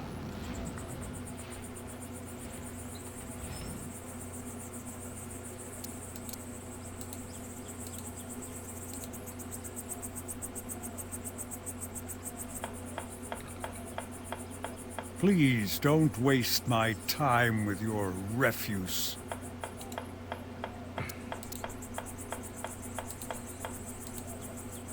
Please don't... It's me. So how does one go about You think if you joined us that I would just... Sure, you said only outsiders were forbidden. Nice try, but not on my watch. Did you ever have a chance to meet Dr. Clark? No, nor did I desire to. No? Really? Ethericity is not a power to be trifled with. I've no interest in meeting someone who treats it as a plaything. Where did Dr. Clark end up? Not where he should have. Do you know any details about Dr. Clark's research? He was toying with fire, pure and simple. He may have been inspired and driven to his work by the luminous ones, but he was only their tool. He did not acknowledge their undeniable glory, or show them the proper respect. He took a battering ram to the door of heaven. When they tired of the noise, they whisked him away inside the gates, while the rest of us still wait outside. So what you're saying is, you don't actually know. I've underestimated you. I didn't think there could be someone more arrogant than Dr. Clark. I'll leave you to your guarding. Try not to die of boredom.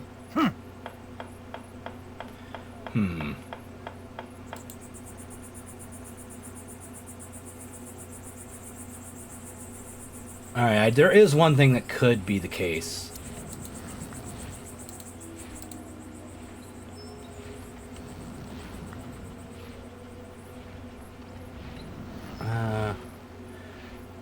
June is, let's see, 6, 9, 47 maybe?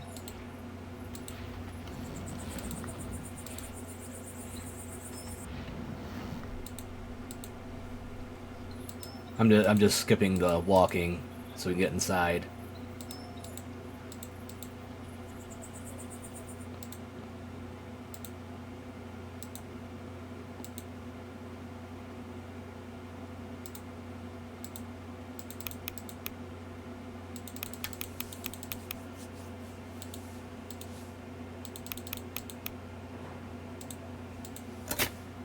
No good.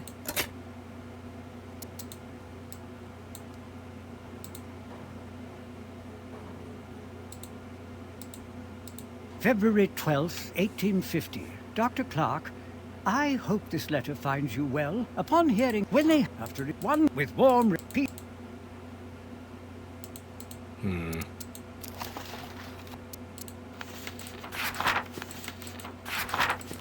Just skipping ahead here.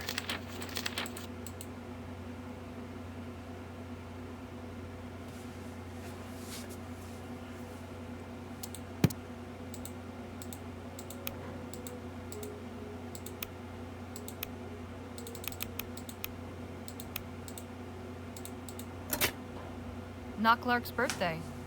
Good to know he wasn't quite so conceited. Okay.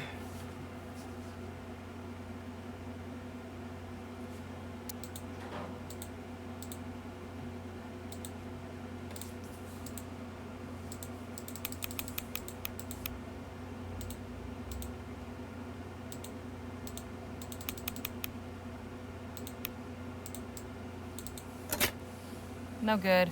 I guess those dials aren't set up correctly.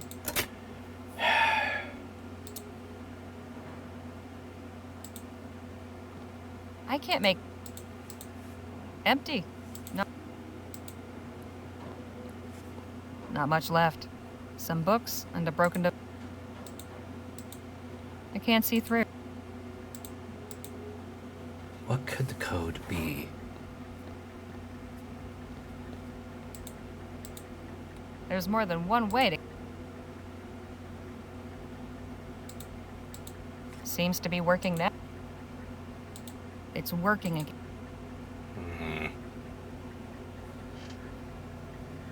I don't know. But...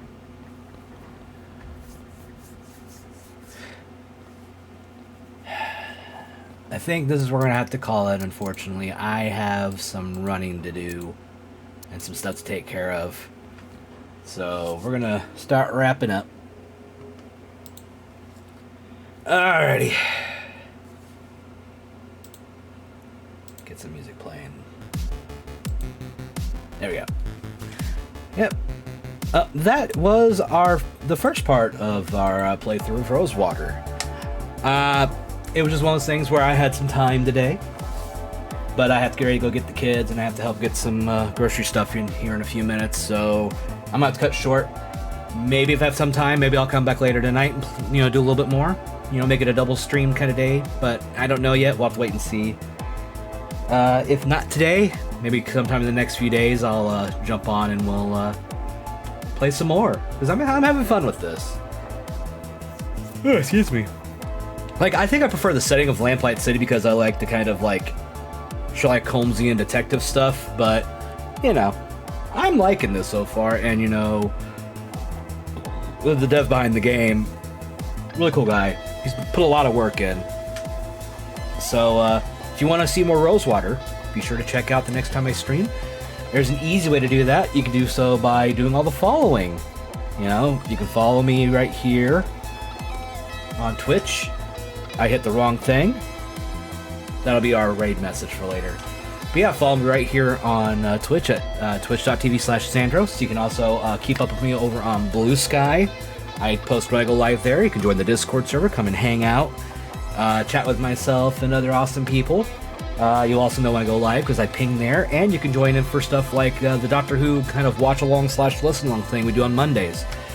Tomorrow we're going to be watching the next part in the Key to Time story arc from the 4th Doctor's era. We had to cancel last time due to just some scheduling issues, but we'll be back with it tomorrow. So if you're interested, you can come over there and hang out, and just let me know, and I'll add you into the group for it. You can also check out the past streams over on the Stream Archive channel over on YouTube. You can check everything out up to most of this year's stuff. So that's several years worth of fun things, including the Lamplight City playthrough that I did. You can check that out and get the story of our lead's brother. Oh, excuse me. And see what happened with him and the adventures of his partner, who was the main character in that story. And you can also support the channel beyond doing subs, which is September right now. I think it's still so sub discounts and stuff like that. And bits are always helpful. But you can also check out the merch shop, get some awesome little things featuring myself and my little buddy Spritz down there. Or you can do direct donations through Coffee or Ko-Fi. Somebody needs to tell me what that is one day, like the actual way to say it. I'd say Coffee for now. But you can do that, and everything that goes into the channel goes back into the channel. Games, updates to stuff as far as equipment or improvements and stuff like that. Beyond that, that's really all I've got. We're going to find some in a raid, so I want to give a thank you to everyone. Please be sure to take care of yourselves. I appreciate you, and I love your faces. And I'll be back here soon enough. So before we raid out, we're going to say goodbye to you all in the highlight. And so until the next stream, stay safe, stay awesome, and I'll see you in the next one. Later.